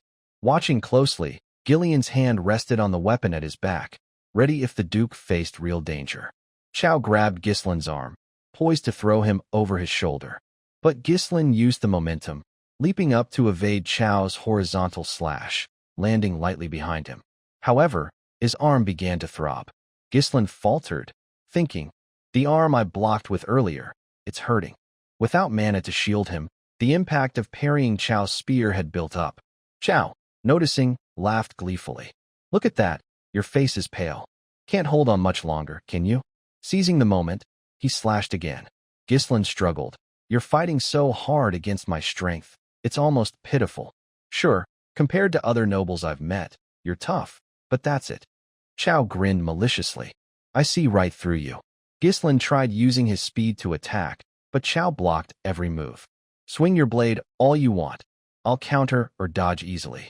I kick. You block with your leg, just as I predicted. My lighter stabs. You're taking them head-on, aren't you? But under Moriana's rules, with no mana support, even blocked attacks left lingering damage. Ghislain's legs ached terribly, and he could feel the pressure mounting. He hated being read like this. Chow taunted. Your expression gives you away. Keep struggling. Smirking cruelly, his eyes gleamed with malice. That's what makes it fun. Ghislain refused to give up, swinging his blade at Chow again. Chow dodged effortlessly and countered with a slash. Ghislain ducked to avoid it, then blocked Chow's downward stab, quickly striking back. Chow raised his knee, aiming for Ghislain's face. Too late to dodge fully, Ghislain blocked with his leg, but Chow's knee slammed into his shin, sending pain shooting through his bones. Chow, sensing weakness, stared sharply. This is the end. He raised his blade and thrust it toward Ghislain's throat, snarling, Die. His men cheered wildly. Oh, Gillian, watching, couldn't stay still, drawing his weapon. Duke, watch out. But Ghislain smirked, seemingly doomed, then twisted his body, dodging Chow's blade in a stunning move. Chow couldn't believe it. How could he dodge my strike in that position? Ghislain, using the momentum, pivoted on his right leg, spun, and slashed Chow's side, drawing blood in a deep wound. Chow, shocked, realized he was the one hit. His men and Gillian were equally stunned. Furious, Chow swung wildly from multiple angles, but his aggression left openings. Ghislain landed another slash across Chow's chest. His men grew restless, shouting, The boss got cut again. They yelled. That noble was clearly outmatched earlier. Boss, show him your true power. Gillian watched silently. Chow swung. Ghislain ducked. Using his shoulder, Ghislain struck Chow's face, then raised his blade, eyes intense. Instead of stabbing, he pummeled Chow's face and chest with fists.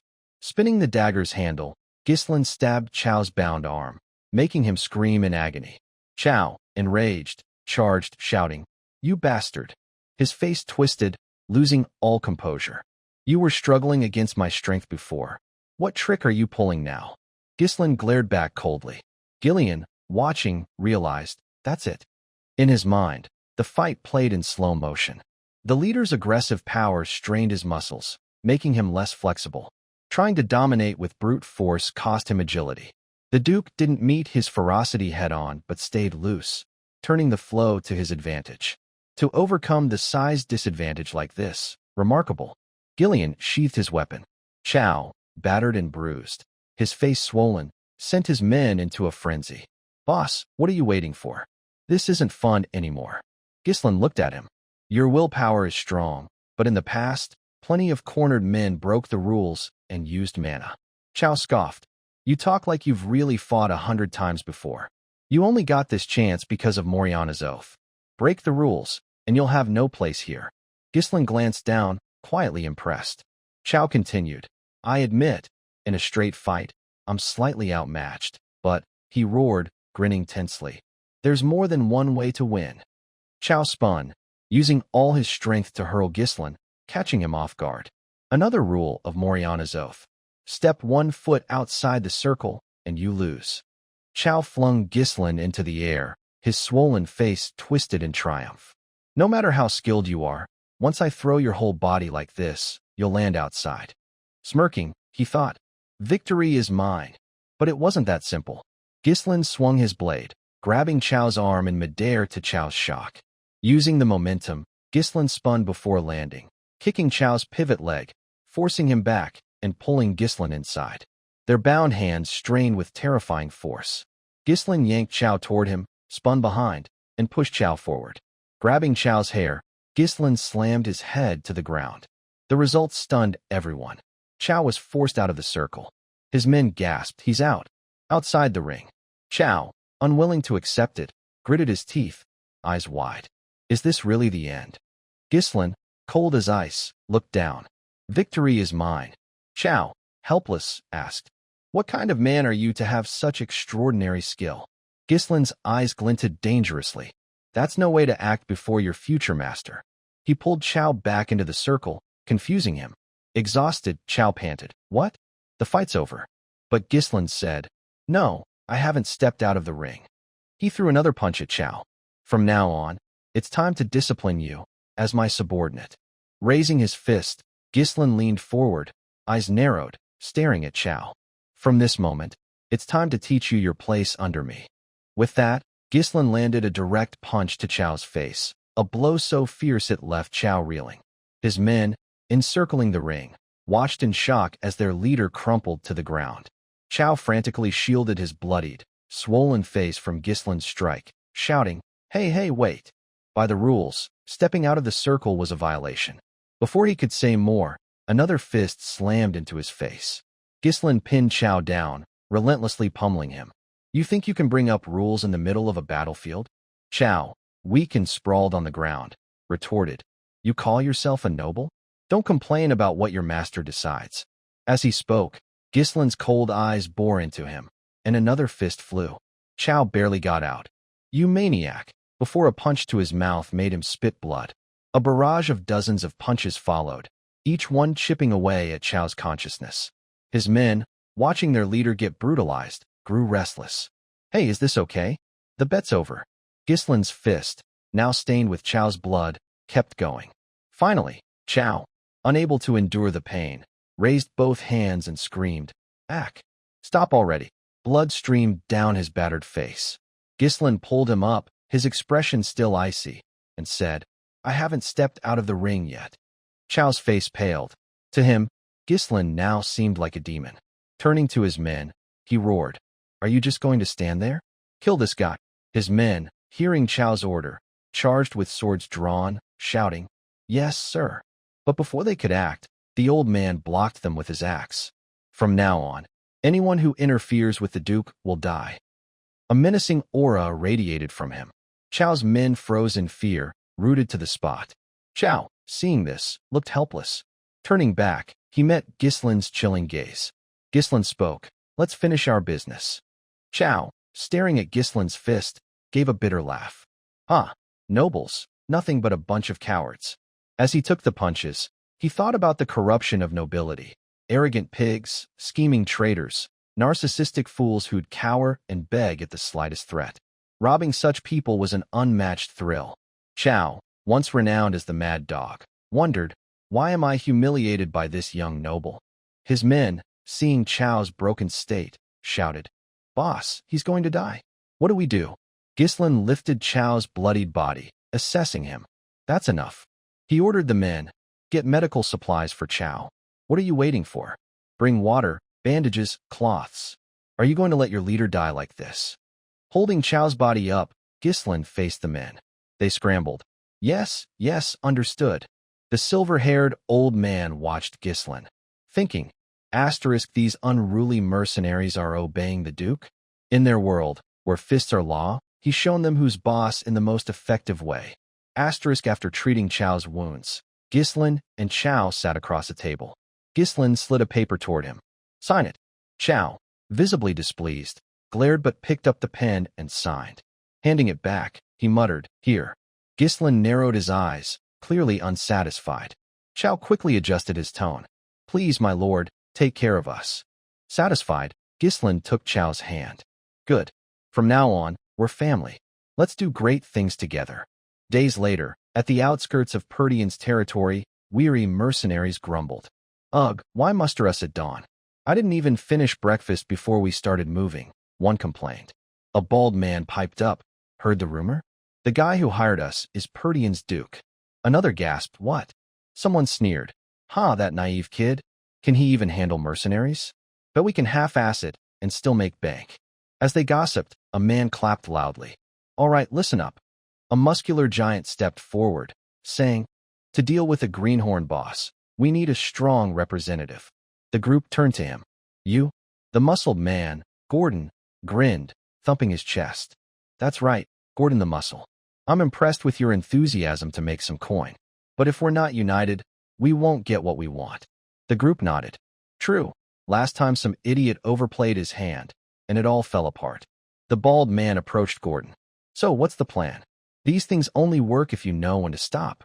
Push too hard, and it's over. Gordon roared, I'll be the middleman. The boss pays, and you split it fairly, got it? He jingled a coin pouch. The group cheered, agreed. With Gordon brokering, it'll go smoothly. That huge frame of his is actually useful, reassuring too. All that training, and he's got a nose for money. Suddenly, someone shouted, Hey, someone's coming. Gordon and the others turned. From a distance, a lone rider approached. As the figure grew clearer, the mercenary squinted. What's this? Just one guy? Dressed like a big shot, huh? Bet he'll run scared when he sees Gordon's muscles.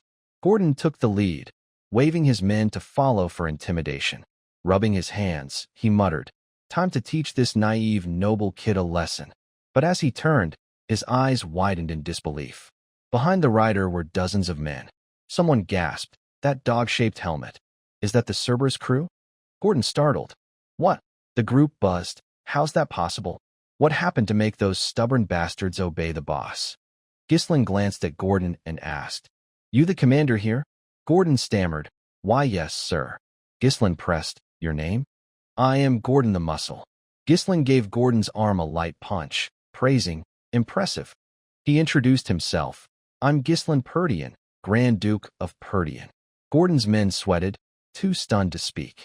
Ghislaine continued, You've gathered all your mercenaries. Gordon, from now on, we're conquering the beast forest.